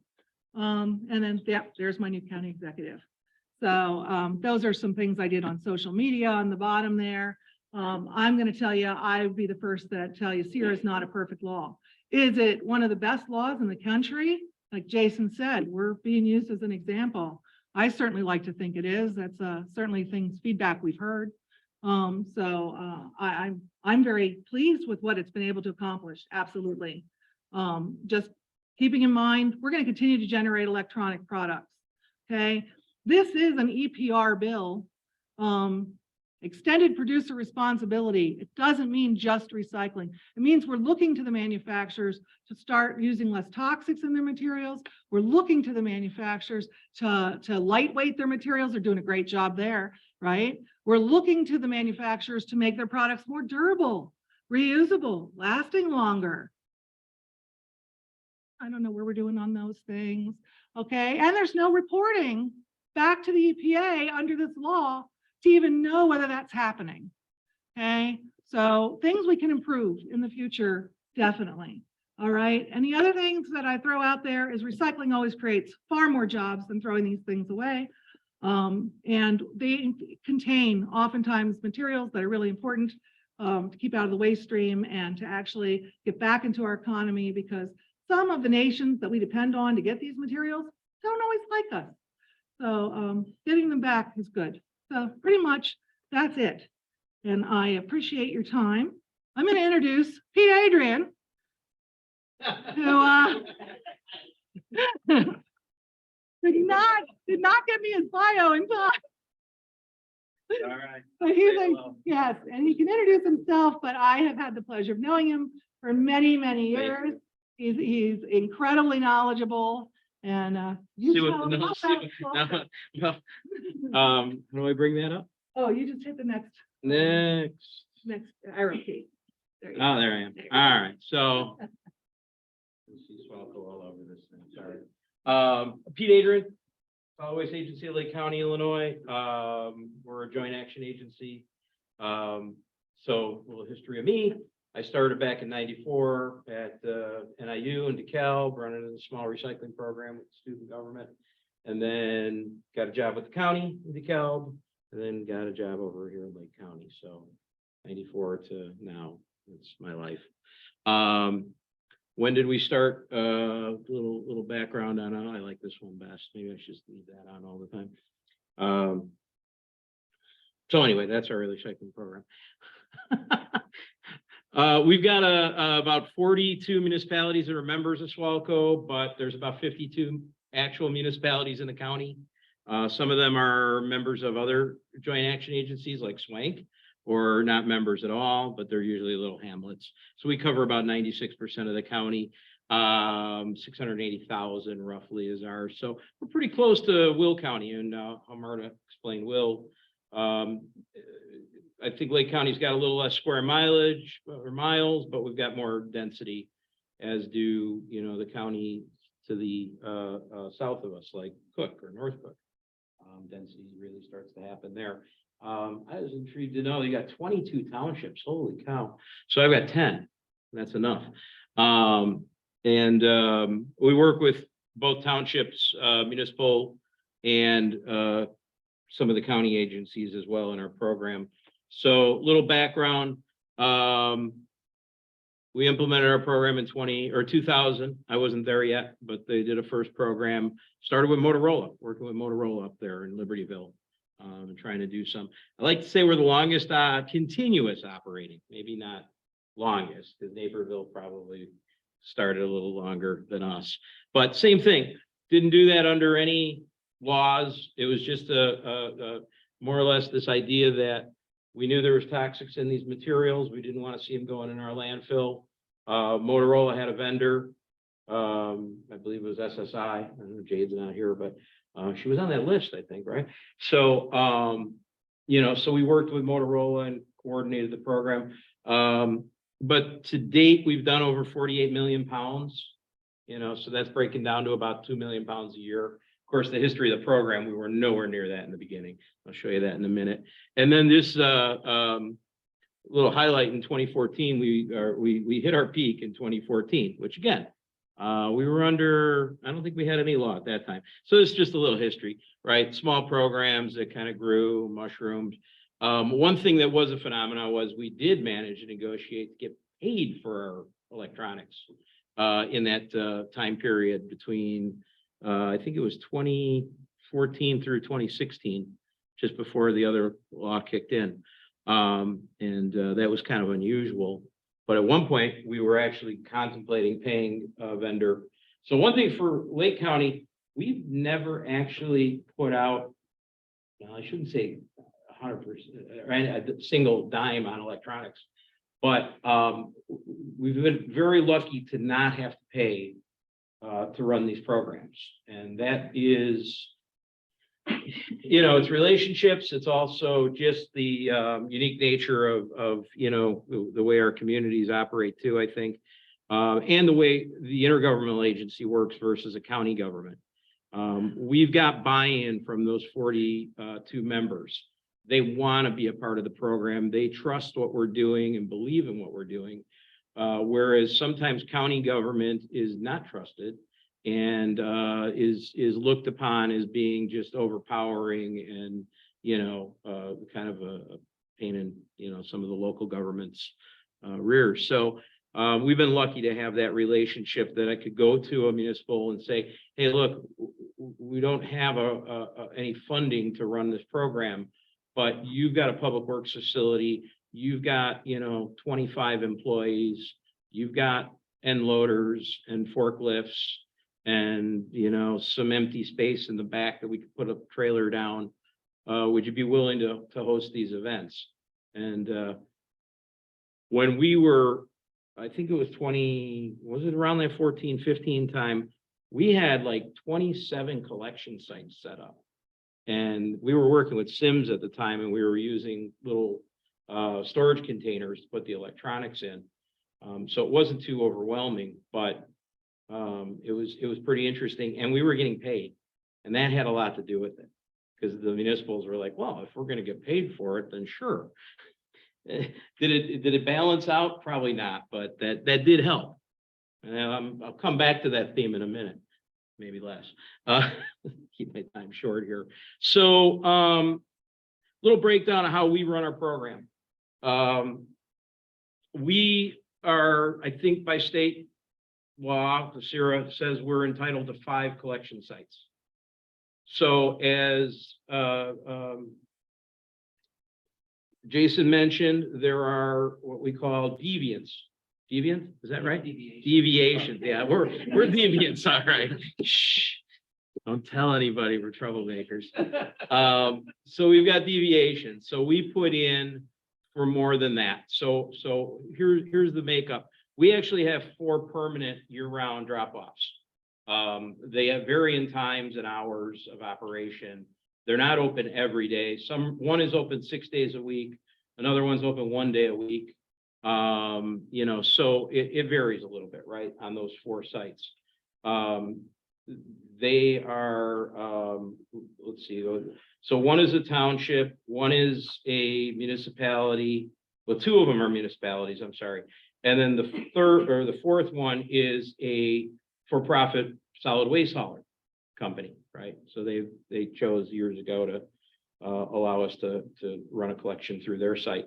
So that's how that works. But then we built on this solid waste hauler relationship and managed to get trailers in to, we've got one in waste management. Well, actually, we have 2 waste management yards right now. It's going to get consolidated because they're moving.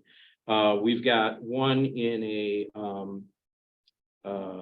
group facility, which is Waste Connections. We've got another one sitting over at that other vendor I mentioned, which is now owned and operated by LRS. So that's kind of unique. And some of these trailers are not public drop-offs, as I mentioned, we got only 4. So what we're doing is we're working with the waste haulers as consolidation points.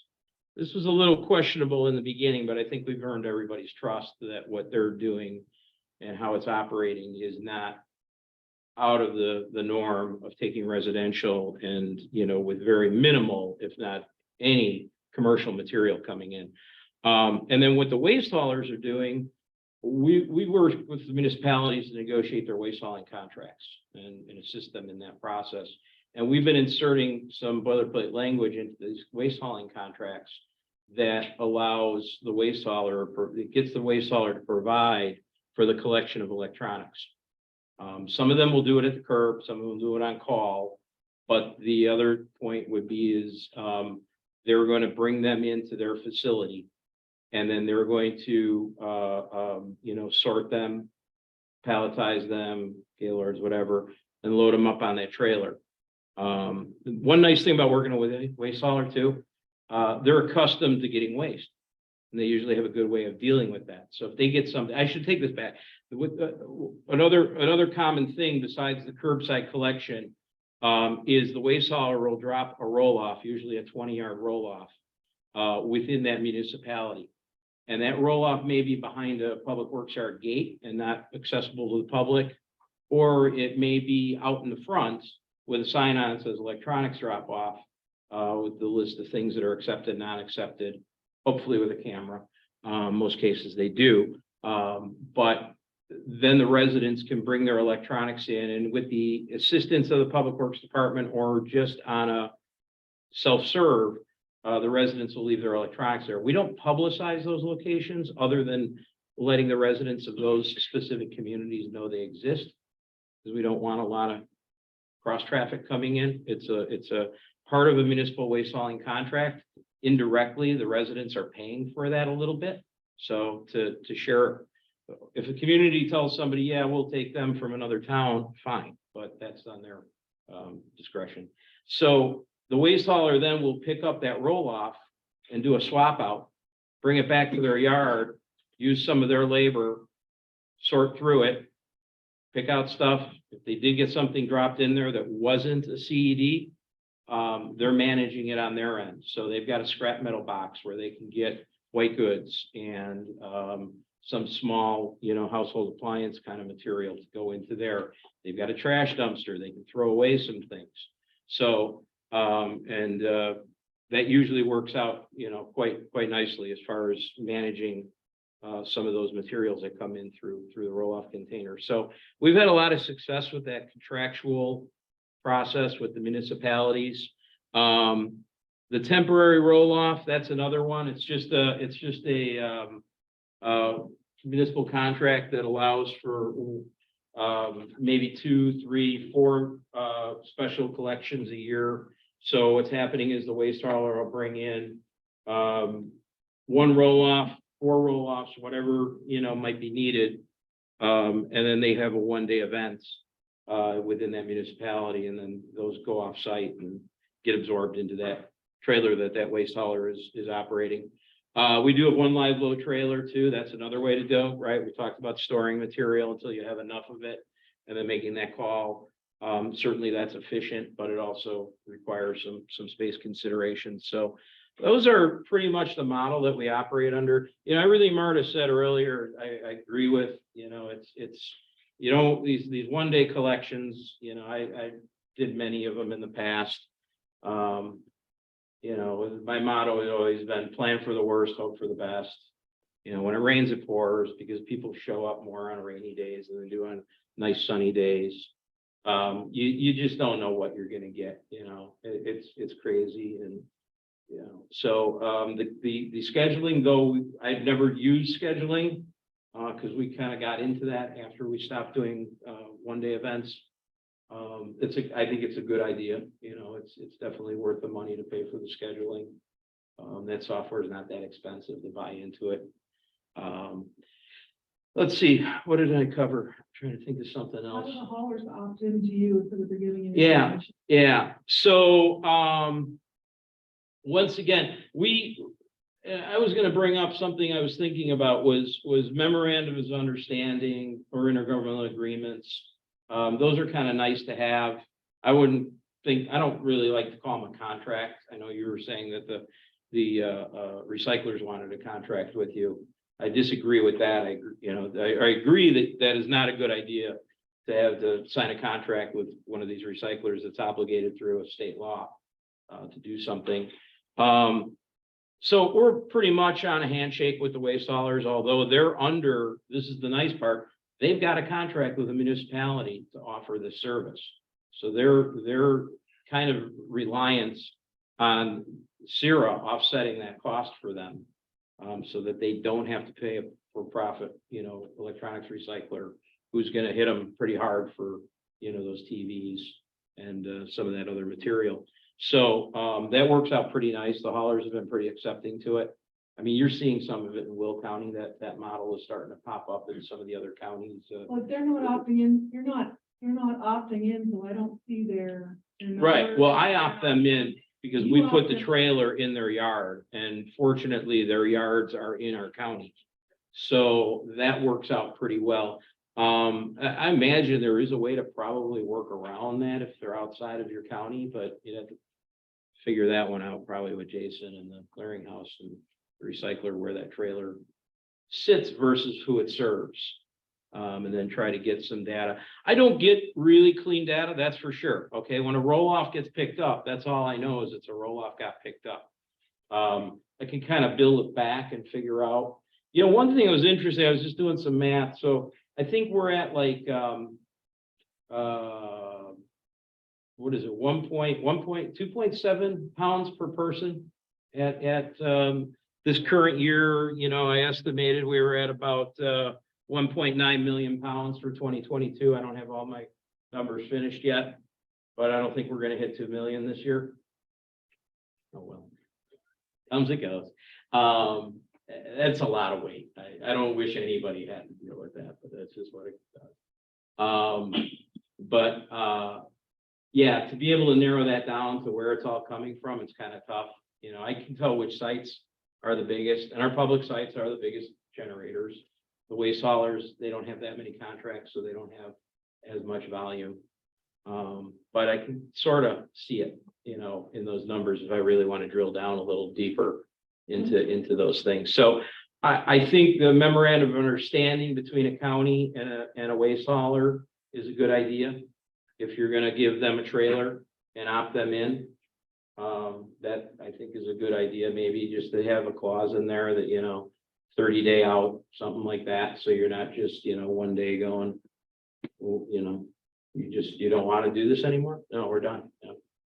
Okay. Or maybe 60-day, 90-day. I don't know what the best timing is. Whatever you can negotiate for, the longer the time, the better. But yeah, so that's always been nice. And they've all liked the idea that they're not directly getting charged anything for this. The trailer comes in, the supplies come in, everything's there for them. You know, they just got to put some of their labor at it. And that's worked out pretty well. So yeah, go ahead. You had a question back there? The open or the closed? It's an open cop. How do you deal with security? Once again, what are we concerned about? Scavenging or fly dumping? Okay. Okay, it's generally, these are on municipal property, right? So I kind of leave it up to the municipality to manage that. You know, if they want to put a police officer sitting in a car there, go for it. If they don't really worry about it too much, you know, we try to, you know, we've got signage that says, you know, scavenging is prohibited.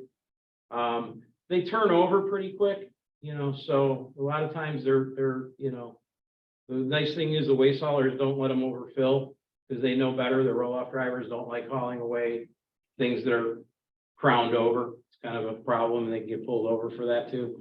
So they turn them over pretty quick, and quite honestly, we don't really have a lot of scavenging on these flat panels, and that's what's really coming in nowadays, you know, for the most part. So yeah, and then fly dumping, again, the waste haulers generally take care of, you know, any kind of materials that might come in that were not considered acceptable. So Because we're gonna have more questions at the end. I don't need to Oh, get okay. into any more of the slides unless you want me to. But yeah, Oh. we can move on. You're missing. Give other people Sorry, time, I too. know, I'm Nope. yanking him off. No, I'm sorry, no, Pete's a wealth of information, Clear. so. You covered so much for us, Marta. I'm gonna introduce Carrie Gale next. Carrie's actually gonna be covering two folks because Becky couldn't be here today. Carrie has a bachelor's degree in healthcare management from SIUC. Carrie has been with Jackson County Health Department for 23 years in many different capacities. She's been the recycling and solid waste field for the last 12 years in Jackson County as the recycling coordinator, and is now the director of environmental health. Since 2011, Carrie has been part of the Illinois County Solid Waste Management Association as the Southern Regional Rep, Vice President, and currently President. Thanks, Carrie. All right. I'll make it quick. So everybody, you know, after reading or hearing the other two presentations of these guys up north, mine's a little bit different, obviously. So we are a very rural county from the south. So there you go. Here we are. So we're the home of SIU, if anybody's familiar with that, in Carbondale, Illinois. Our county seat is Murfreesboro. We have 4 municipalities and 7 villages, and you would think, man, that's really not that many. Well, I'll tell you what, we have a lot of open dumped electronics in those townships and municipalities. We work really closely with those folks, and they're really good to us to help us out with the issues that we have on those back roads of rural county. So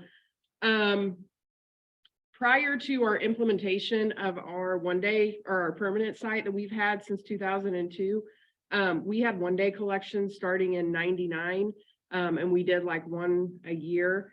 We paid for all of those programs, and I do know that when we started this program in 2002, this program is open 6 days a week at our recycling center, Monday through Friday, Saturday half a day. It's monitored at that facility all the time. So we're very lucky to have that. So we have recycled over 8 million pounds since the start of our program. Our costs have decreased and our numbers have increased. That has changed just a tad in the last few years, just due to the weight of the electronics, obviously. So we contract with, we are the registered collector, and then we contract with a Southern Recycling Center. So they are our local collection point. So they are our recycling facility in the southern part, or in Southern Illinois, and they service all of the counties around us, probably 16 counties, all of our haulers, a lot of industry in our area from neighboring states also. So we accept all the items that are on the ban list. We do not accept any household items. This is our drop off. So this is a monitored drop off. You can drive in, drive through. There is a gentleman there or a couple of them to help unload material, and it's sorted into the categories that we have to have it. And then we have pallets there for all the CRTs to be wrapped at that time. We do not accept any household items. We did there for a little while, as Pete talked about, when people were getting paid. We did accept those things. We do not anymore. So our graph looks a little bit different than Pete's, so that's kind of interesting. So in 2012, that's when we saw the big spike for us. And that was right around the landfill ban. Is that correct? 2012? Yeah. So we saw that big spike. We were also taking household items at the time, and we were partnered at that time. Our recycler was Vintage Tech and Kuzikowski now. So Vintage Tech was our recycler for quite some time. And that's who we worked with. And so those are kind of those numbers from probably 10 to around 17.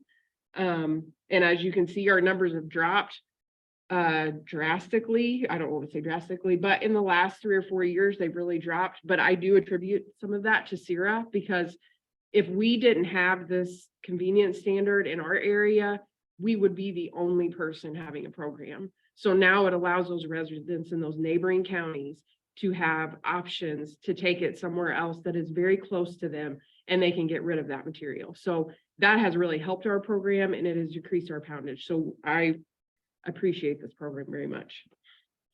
Our guys are really good at playing Tetris at our recycling center. They are excellent at it. They have it down to an art. They do very well. We partner with Dynamic at this time, and we have for the last few years. And all of our trucks are at 22 usually. So this is our cost. So as you can see, in 2009, I'm not sure, I wasn't in this role in 2009, why that cost is so high.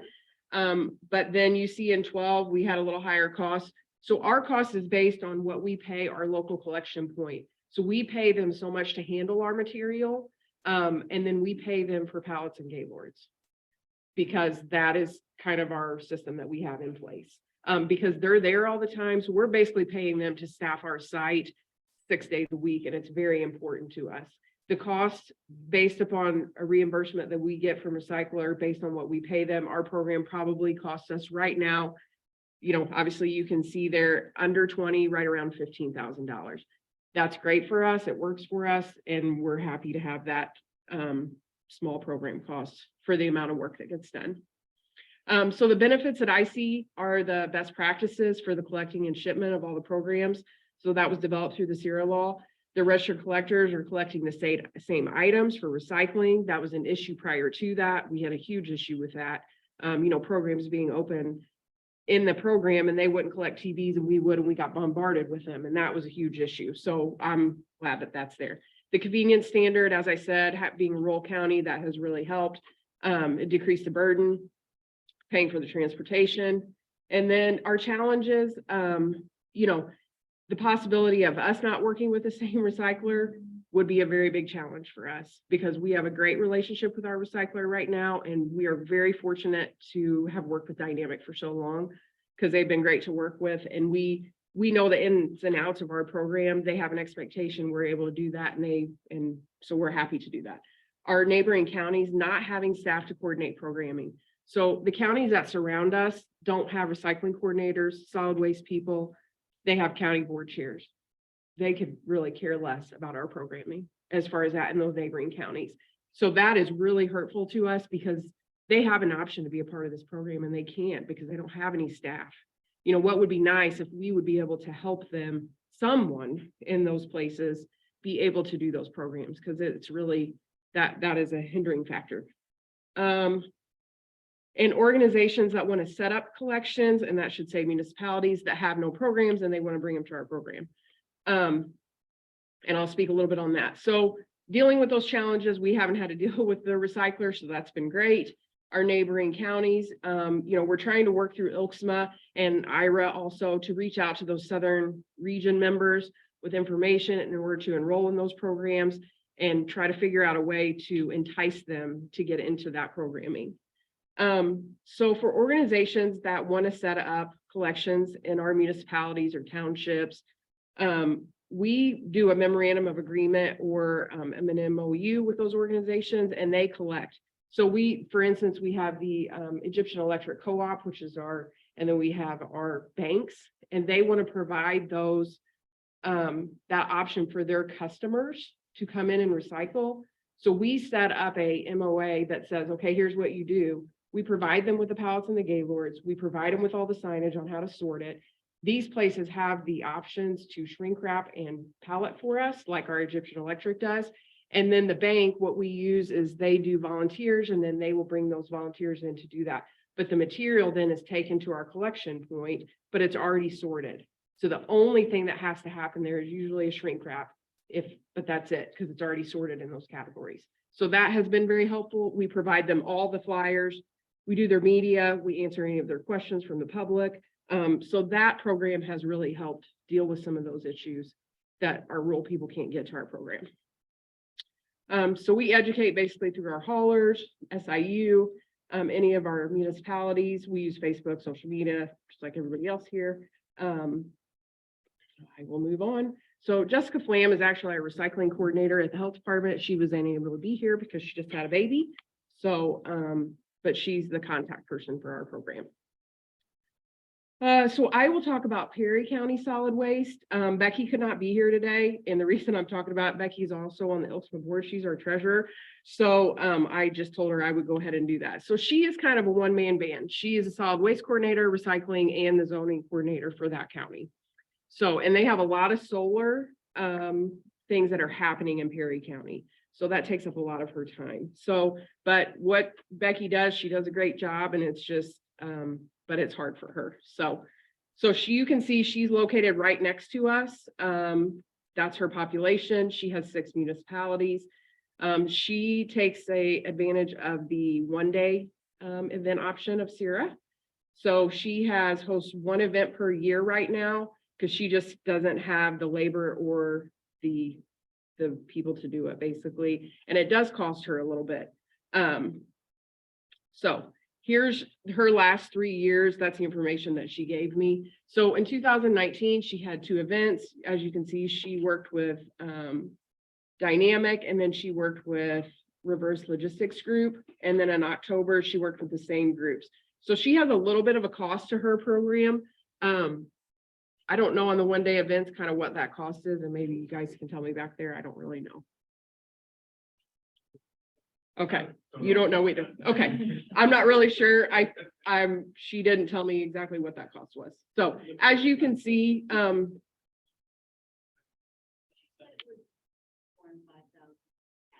okay, all right.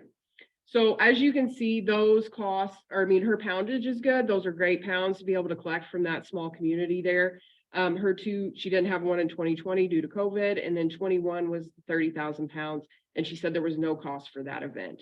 In 22, she had an event. She didn't have the pounds for that, but that was, she partnered with Dynamic and then CJD there in the back.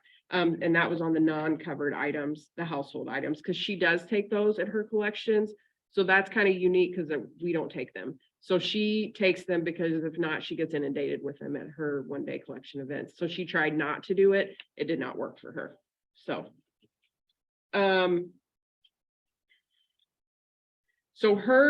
we kind of had the same benefits and the challenges, but the challenges, hers were counties that have no funding and able to host and coordinate events. So that's one of her big things is labor. She just doesn't have the staff to do that. So it does make it a little bit more difficult for her. And then the cost of the uncovered items. If you don't take them at those one-day events, as you all know, you're going to get them anyways. So, and that is Becky's contact information, and I am happy to answer any questions. Thank you. Okay, thank you. We're going to have a Q&A right at the very end here. Our next presenter was unable to make it due to illness. So luckily, I guess that means we won't get ill.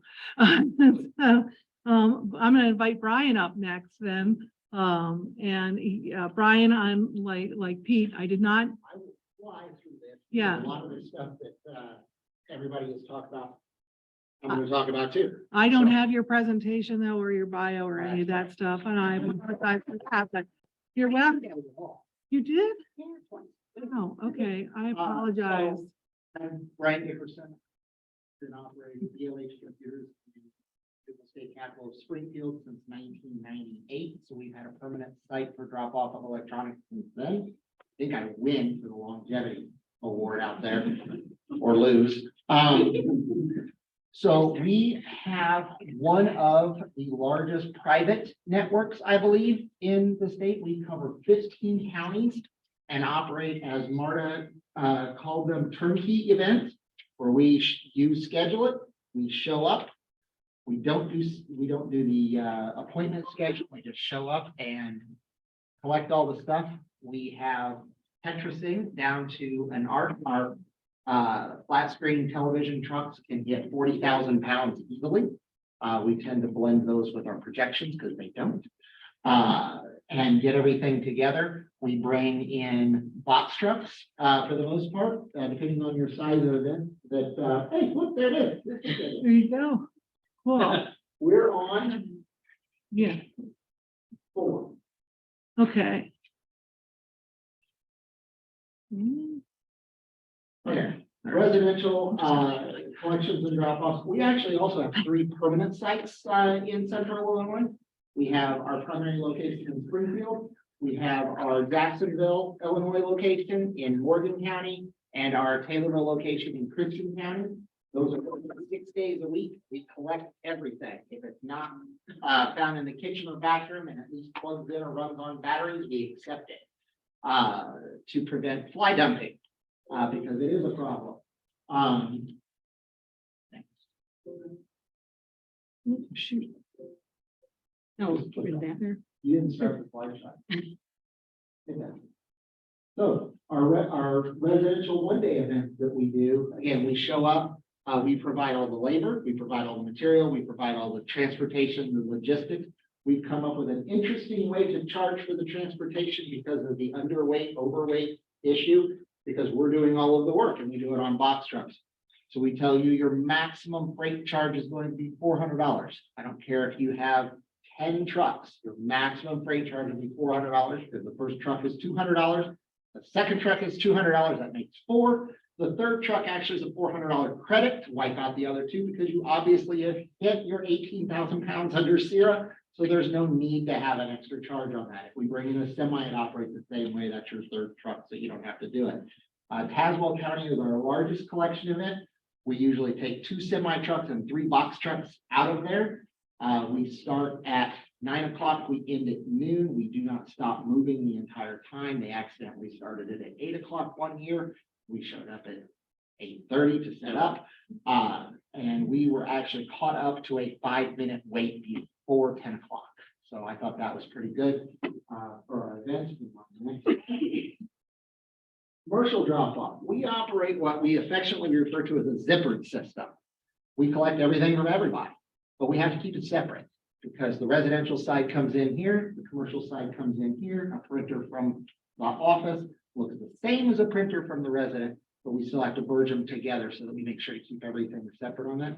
So all of our businesses are required to go through a scheduling system. We have what we affectionately call our recycling coordinator, guy who answers an email and tells them how to drop it off and the charges and everything like that. We schedule and then they get an order number, a receipt, a bill, everything that needs to go for that. If you drop it off as a resident, we say thank you. You get no paperwork, you get no information, you get nothing.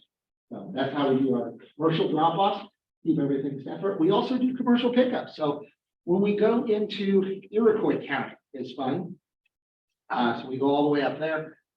They're going to have schools, they're going to have businesses that need you. They're asked to contact us beforehand to let us know. And then we tell them to show up at the event. It ends at noon. Please show up at 11:30 because we're going to keep them separate from the residential stuff so that we don't merge them together. But we also don't want to drive all the way up to Iroquois County to get one pallet of material. So we do our best to coordinate and consolidate everything together that way. Move on. The next one.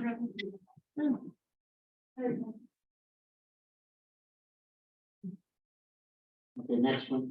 And we're doing our processing stuff. We bring everything back to our Springfield facility to sort and process everything. We do a lot of it on site when we're in the event. Again, we know what we're doing. We're going to separate everything out in the best way, especially when we have the large events. We will load the TV to the semi, and that TV semi, that's all semi goes to dynamic for the processing of the television. The rest of the stuff will come back to Springfield for us to do it. So we try to keep our logistics as low as possible because we've kept it as low as possible for everybody else.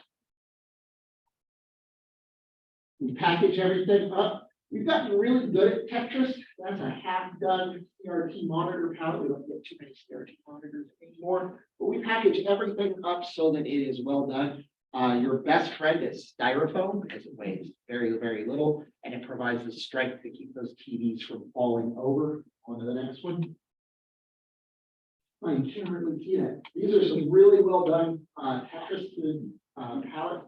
They each weigh about 2,000 pounds, with printers and or TVs that are on them. Very well done, and we are very friendly. If you want to send your people in to shadow us for a day, you're welcome to. We just require you to let us have some notice. We've done that for a lot of places because they have to do it themselves. How to partner with a processor, I find that funny because you're told who to use. We are a private network, so we do get to pick and choose. We choose Dynamic, we choose RLGA to work with because we have that option. So you don't really get to choose under CERA. However, the groups are out there that are really good to work with. Everything. We do very, very, very detailed reporting. If you want to see this, because I didn't take into account the side of the room. This is our Springfield collection event that we do monthly.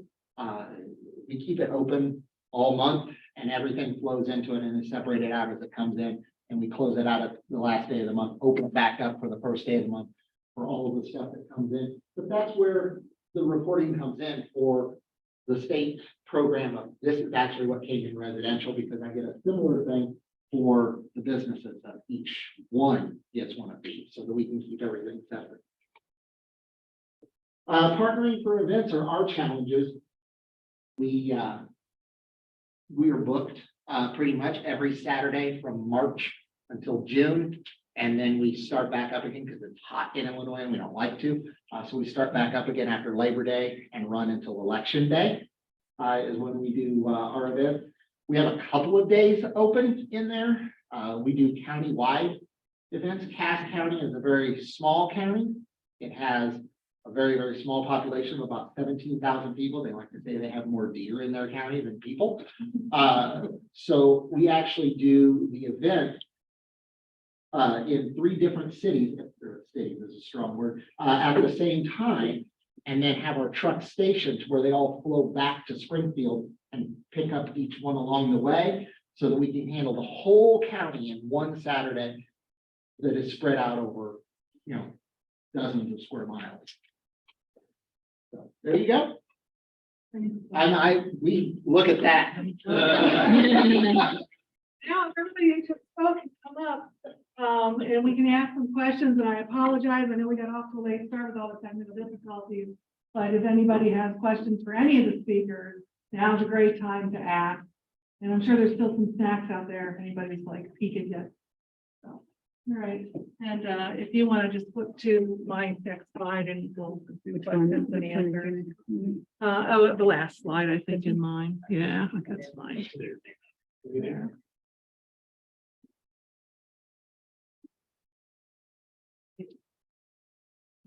Any questions?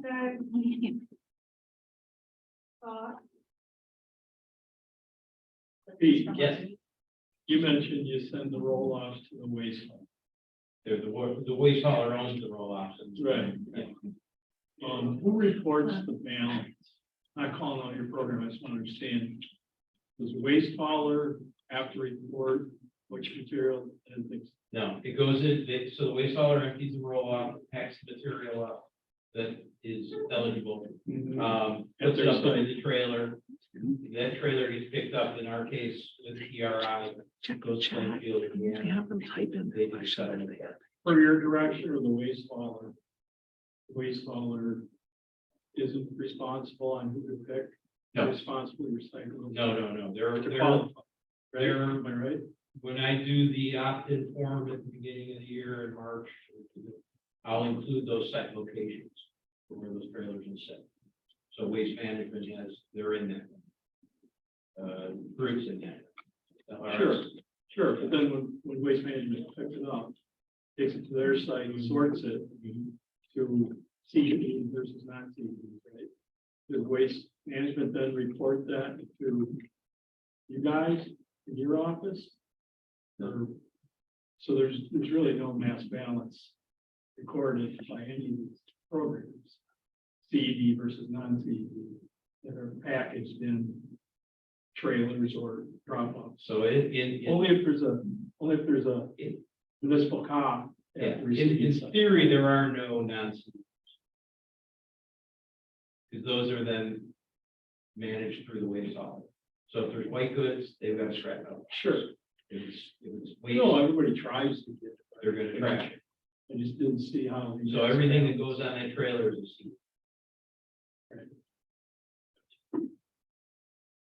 And then I leave that up to ERI to do that.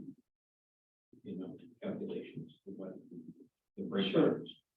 I wondered if that was that was helping in the deduction of weight that's actually processed in the state. No, Or it yeah. actually should have increased the. Yeah, I mean, what ERI gets is what ERI gets, and then that goes, that's what's reported out in the state. We're on the same page. I'm curious if there's something. From a recycler perspective, they're good. I mean, they do a good job. I work with you guys.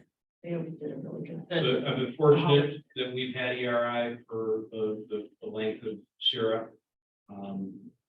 You know, so I, yeah, but anyway, Are you trying to find out the number of CEDs versus non-CEDs as a percentage or? Well, if you have a roll off, for instance, right? And there's no one at that roll off, with the drop off site. It says, you have a list of 17 items that you can recycle here legitimately, but you also don't have, you know, the waste haulers don't. In most states, they don't sort it to that specific state exact language, right? So it's just I'm looking for a better way to actually sort and report. And that's what's, you can't perfect it. But that's all I'm saying. Because we collect non-CEDs, like Madison County, we provide them reports of what goes to dynamic. And then we provide a report of what was non-CED material that we collected from their account. Because you're sorting. Yes, we're sorting just kind of found that the waste haulers do the same thing. They're actually putting the non in a box and they're putting your covered material in the trailer. I was just asking who's regulating the waste haulers that they're actually doing. And I don't think there is. Most waste haulers won't do that. That's Right. a very. yeah, I mean, their motivation is they don't want to throw away more than they have to. So they're gonna try to get as much into that trailer. Sure. You know, but there are things that they can't put in that trailer. They act as not acceptable. And then they get the nasty grant from me saying, hey, guys, here's the list again. This is what can go in this trailer. The rest of it, you gotta manage it yourself. So you report the pounds as the administrator of the county board. Right. As waste haulers, pounds are never recorded anywhere. No, they ask me for numbers back. Anywhere so I'll else. tell them what their trailer is for. Some of them care, most of them don't anymore. They're irrelevant. Peter, your haulers, are they using the open tops with the doors with the gaylord inside? Or No, are they- no Gaylord. Yeah, it's just Yeah. 20 yarder, it's got a load on profile, sometimes load the back door. You know, it depends on the site.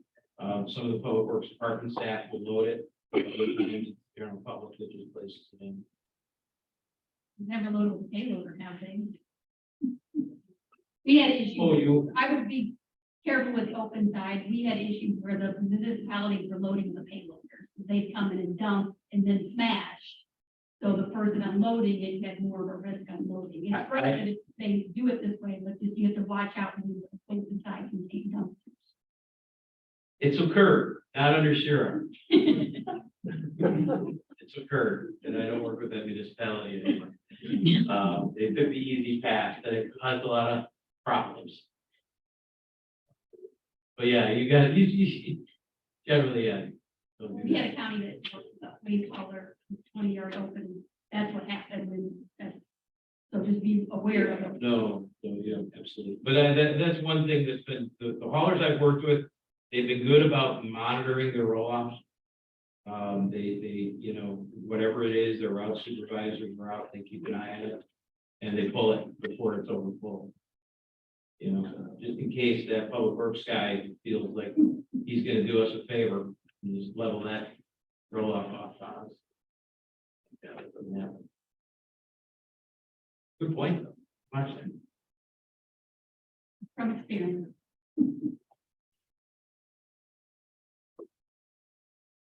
Jason, do you have an estimate for 2023? If you're looking at opt-in and private network at this point? It would be somewhere along the lines of what we saw in actually, we do have an estimate that came from the forms for 2023, that they were sent in last year, and it's always on the high side. Probably 27 million total between opt-in and private, but the actual numbers are probably around the 20 to 22 million pound total. So that's where I expect it to be for 2023, actually, because there aren't a whole lot of new programs coming up out of the woodwork or anything like that. It's a relatively stable set of both the counties who operate programs and private programs throughout.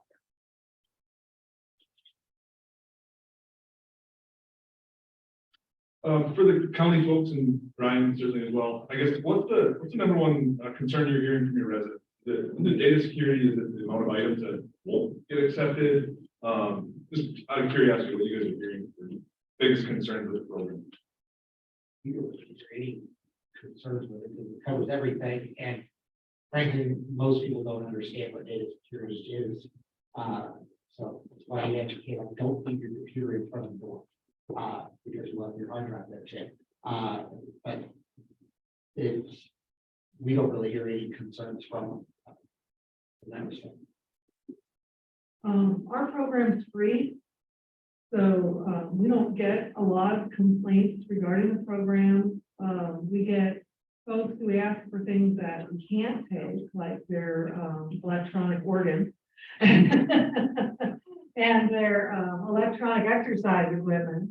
You know, if it has a chip, they want us to take it. So there's certainly some things we don't take. But yeah, because we do take a lot of the things that they expect us to take, all the different telephones, every kind of camera, you know, because of those things, we don't get a lot of that. We do get data questions, what happened, and we certainly invite them to bring it to a one-day collection if they really want to make sure. But even when you go to our turnkeys, you're giving it directly to the third-party electronic recycler, who's then going to take it and put it on the semi, and well, likely within a week, it's going to be somewhere to be recycled. So they're usually pretty good with that. We have a couple people who don't like the hours, you know, that we have, I didn't mention it in the presentation, but we have an option for people if they need front door service. Say there's a disability, they don't have the pickup for the giant TV, they can't rent a truck, whatever their issue is, then they can opt to pay our recycler $40 for a TV, and he will take up to 7 additional non-television electronic items. But if they have 2 TVs, that's $80. So, but yeah, and they have to get it to outside their front door. Not they won't go in the house. I would say for us, data security is the question that we get the most. Just what is happening, does it go different places, you know, so we're able to do that. We have, you know, little talking points on our flyer kind of that we put out to them. We do get a lot of calls though from a lot of mom and pop recyclers.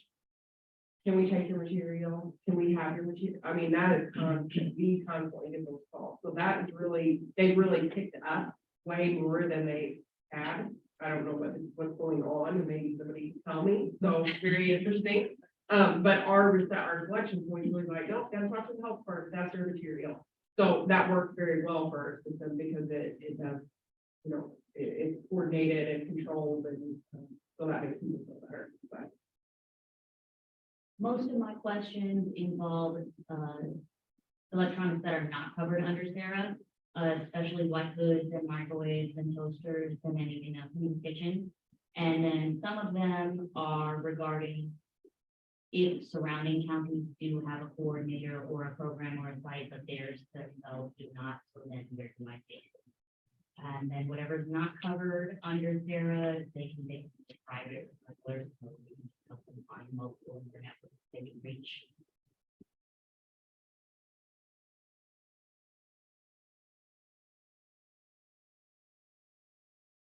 Well, you guys have our contact information. So if anything else comes to mind, That's good. Oh, yeah, no, I think hey, we've Mark. heard, I think, EPA, and I think folks have talked about like the goal here would be to have all 9, whatever, how many counties are in the state of 102. Illinois, 102, into the program, which I think is a great goal. I do think that like the counties who are active and engaged are probably part of the program now, or maybe they choose to go private for whatever reason that have, that meets them, what they want better. But the counties, these ones who aren't engaged, who aren't active, and the Beckys who are the one-man show and doing a billion other things, and they're like, this often sounds great, like I can get free recycling, but not sort of realizing like, oh, there's also obligations on the media as a collector. And I know we've had experience with, there's some counties which I won't name, but like they're like, this program sounds really awesome. Like we want to be part of it. They do an opt-in form, and then we don't hear anything else. They don't hear anything. They don't answer the phone calls. They don't answer emails. Like how, I don't think to be solved today, but like as you try to expand that outreach, like talking to the county, working with the counties, and I don't know what approach that is, working, saying you do have like making sure they understand their obligations as well, like approaches that would be successful with them. Because I think it's frustrating. I'm sure the counties were frustrated with us. We were frustrated with the county. Like they're like, we thought we're getting leeway. So we're like, well, we have no relationship. Can't just like, we don't know anything. We don't know anything about your county, and they're not answering phone calls. And so I think it was a frustrating experience for both. I'm sure they complained to you guys at the EPA, and like us, it's very frustrating as well. Thank you. I think that's, it's good that you bring DLA to different ones. I think that's the connection right there, is having the boots on the ground. The local recyclers, making sure the recyclers and group plans are contacting recyclers in the area they can work with. I think we worked with Becky this last year, and that was her biggest issue, is she didn't have the resources. She needed a third party like Will County to come in and do it for her. And, so if she had a connection local that can be there. And I think that's the biggest thing, getting these other counties is working with other local recycling in their area, getting them to have meetings with them to work on a nice connection with the manager.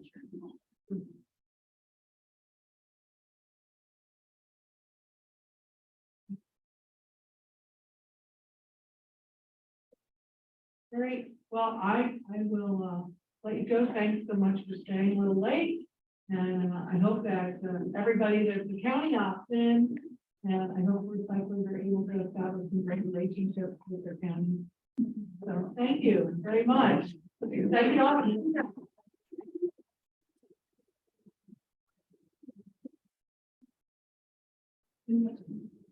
If you could leave your name badge by the door. Oh, I sent a